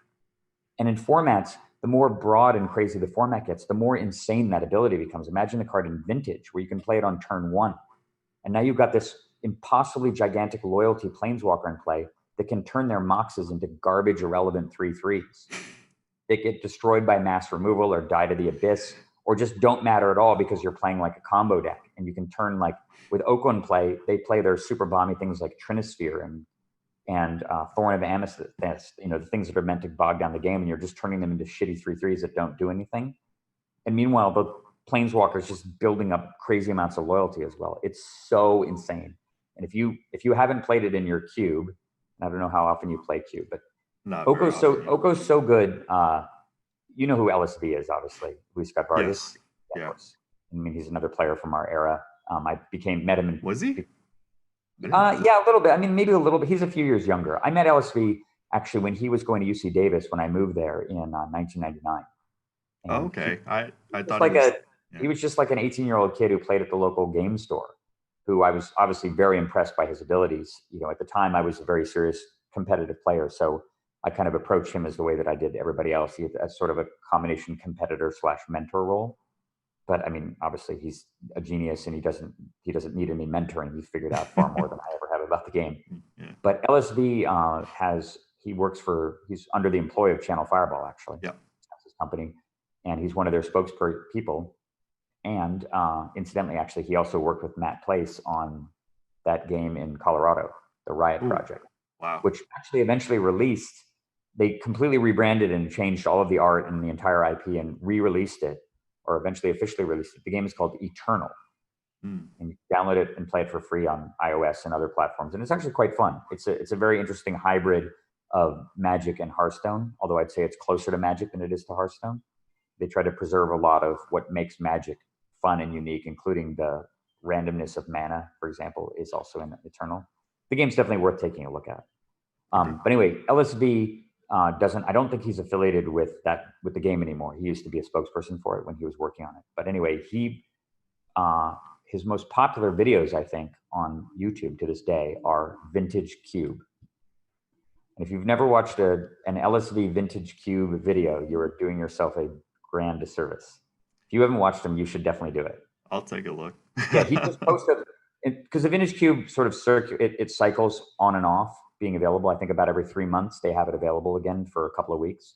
And when it's available, LSV plays it compulsively. He plays, I think, more than 10 times, like 10 full, 3-round drafts in Vintage Cube with commentary, and he does it in real time. And it's quite amazing to watch because, obviously he's an incredibly skilled player. He's a Hall of Famer. And just watching his drafting and thought process, particularly with regards to the archetypes that I was talking about, it's really fascinating because most of the time when I watch people draft, I can kind of figure out what they're going to take. And with him, it's very hard to discern exactly what he's going to take. Really? But, wow. Yeah, but his results are excellent. I mean, he seems to do extremely well. And he's told me several times that Vintage Cube is by far his favorite form of Magic, period, outside of any format at all. He loves it the most. Like, he waits for it patiently for months, and he's just chomping at the bit, waiting for the next opportunity to play Vintage Cube. So I mean, you've inspired someone as great and famous as LSV in terms of his Magic passions. Well, I mean, you started me, so I poke my head in, like, oftentimes in PTQs, like, I didn't even know I'd play until that morning of. I literally just, like, wake up and I'm like, oh, I got some Rebels for some draft, and just, like, throw them together and just, like, play. Oh, and just throw them in there? For one of the PTQs, Rebels block, I literally woke up at 8 a.m. I wasn't planning to play at all. I woke up at 8 a.m. like, oh, there's a PTQ this day. And obviously I drafted, so I threw together a ton, but I was missing Voice of Truth, I think, the Pro White 2/2 flyer. Yeah, Voice of Truth, I think, yeah. There's eventually they made Voice of All, the one that you could just pick a color, but yeah, Voice of Truth is Pro White, I think. So this is the savage thing I did. I think I just Googled what the hot decks were, and I saw Rebels, and I looked at the deck list, and Massacre was in the format. So I did an alternate version of Rebels in which I had Diving Griffins plus Ramosian Rally. If you tap a creature, it gets a +1/+1. Oh, and Massacre? Yeah, no, like to counter Massacre, but also to counter Massacre. I was going to say you were going to play with Massacre as well. No. Yeah, it's harder to swamps. To counter Massacre, plus Rebels were in the field, so Ramosian Rally, like, just like, boom, and then just like do that and just like win the entire battle. Diving Griffin had Vigilance, right? So you could attack with it and then use it to cast the +1/+1 for free. Clever.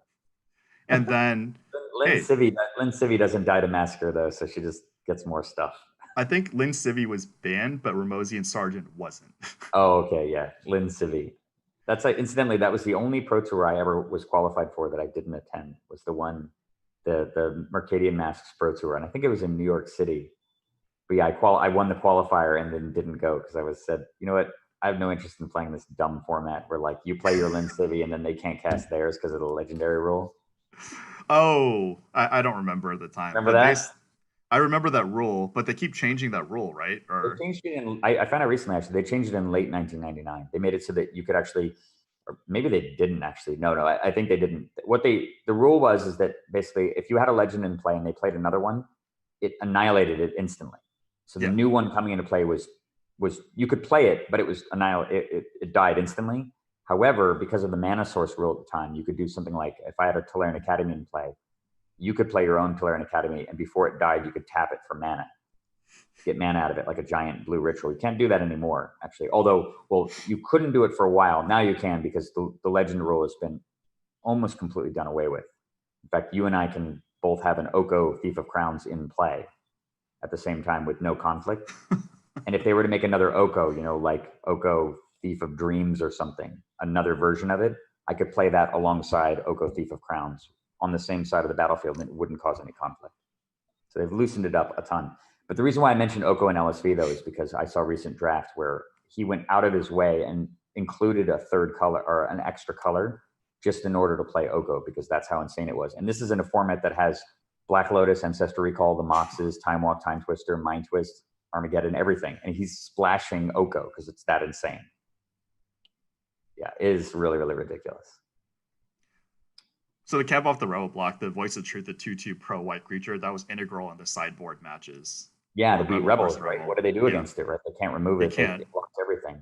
So actually, I bought him from Chris Cade that morning. Really? I didn't have him in the sideboard, because who the hell has those cards? Yeah, why did he have Voice of Truth? I guess maybe he figured out that they were good in Rebels. Oh no, he knew. He had his binder was full of them. Oh, I see.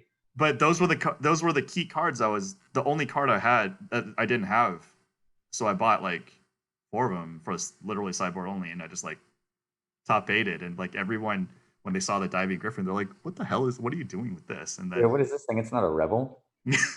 And then when they saw the Ramosian Rally getting blown up by it, yeah. I did that like because what people were doing, they were playing Parallax Wave to like stall, and I had 2 I only played 2 because I was like, it's diminishing returns, Parallax Wave. Yeah. So, and of course, if you blow the other time you kill them, it's fine. But I would just get into combat and just wipe their board with Ramosian Rally. Like, why not just kill his board? The Parallax Wave. I think the other reason why Parallax Wave was important is because it did give you a way to deal with their Linsivvy. If they got Linsivvy in play, you could play Parallax Wave, wave their Linsivvy. Oh, there was no Linsivvy. It was banned. Oh, it was banned by them. Yeah. Whatever. It was just like, I just Googled it that morning and just whatever. It was just a trivia thing to call back to Chris K. That's pretty funny. Yeah, so then Magic, I guess, after Magic, you did the Diablo 2 stuff, right? Yeah, I mean, Diablo sort of arrived during this segue period where I'd been playing Magic professionally really since mid-1994 up through, I mean, I was playing it professionally before there was an actual pro tour, because it was, when I say professional, right, when you do something as a lifestyle choice and your livelihood kind of depends on how well you do at it, then you're a de facto professional, even if you're not. Professional Gamer Podcast, there's the icon. So yeah, exactly. So I was definitely a professional Magic player before the Pro Tour began. And then I did the Pro Tour thing for 4 years. And as you know from your own experience, pretty much from esports, it becomes increasingly hard to justify the amount of time you're investing in this, essentially in a hobby, for a very, very inconsistent financial return. Yeah. You know, I'm sure many, many people who are poker players have had to do this sort of self-reflection and self-examination too. This idea of am I really good enough to continue to do this? Because my results are not aligning with, I win occasionally, but my results are not aligning with my expectation. And I'm sinking inordinate amounts of time into this activity at the expense of other things I could be doing in my life, because that's something you always have to factor in. It's not just that you're not winning money doing the thing that you're passionate about, but you're also not advancing another career that might actually lead somewhere too. And I was increasingly really starting to feel that around 1999, 2000, with regards to Magic. It was extremely hard to justify the amount of time that was necessary to really stay at the very top of the game to be competitive as a pro. Because there were people at that point, I guess I was 25 or 26. Finkel and Kai Boudet were names, I think. Yeah, that was certainly the period when they had become very dominant. Finkel, I think he's 4 years younger than me, 3 or 4 years younger. But yeah, I mean, obviously he was a household name, and he had enjoyed a level of financial success at the game that was really unprecedented at that point. Even the best players, nobody had done more than win one pro tour and make top 8 a couple of times. But unless you won, even if you got second, and certainly if you got top 4, the amount of money that you got relative to maintaining the lifestyle was just not enough at all. Right. I mean, I lived basically as a bare bones, subsistence, starvation Magic player, this itinerant Magic player during that entire period, from really 1995, when I started when I dropped out or took a leave of absence from Santa Cruz, up until 2000-ish. I had no money. I was absolutely destitute. When I was a pro player, I remember going to Pro Tour Mainz in Germany. It's a beautiful ancient city, former East Germany, I think. And I was so poor. I was flown out there. I had a sponsor who paid for my hotel and my plane flight to wear their shirt. I don't even remember what it was for. It was something that Mark Justice brokered. I was so poor that the only food I ate on this whole trip was the continental breakfast at the hotel in the morning. I couldn't even afford food at the venue or anything. So I'd go eat the breakfast. I couldn't afford transportation. So I walked from the hotel 2 miles or whatever, the tournament center in the morning at 6:30 in the morning through downtown Mainz, played in the event the whole day, and then walked home or walked back to the hotel and just went to bed. There was nothing else for me to do. That was really my life for years. And I had the stamina and the passion to do it in my early 20s. Oh yeah. But by the time that, 2000 had rolled around, it was just getting increasingly hard to justify the time. And my grandfather in particular would call me up all the time and say, what are you doing with your life? You have a lot of potential. You could do really well at a lot of things if you really apply yourself. Why are you wasting your time with this stupid game still? And he was right. The truth is, though, is that honestly, the years that I invested in Magic, and not only what that taught me in terms of really, really devoting myself, because that was the first opportunity I had to really devote myself to something to a mastery level. Up to that point, I played Street Fighter, but it was always in parallel with all these other things, doing high school and so on, and then college. I'd never really invested the time to really truly be great at Street Fighter because I just couldn't, even if I'd wanted to. I ran and wrestled competitively in high school, but I never was able to devote the time to become particularly great at those things either. But Magic was the first time that I was able to put 10,000 plus hours into something and became truly great at it. So it was very hard for me to walk away from that, to sort of turn my back on all that investment, particularly because I felt like it had never been something that had really risen to its full potential. Yeah.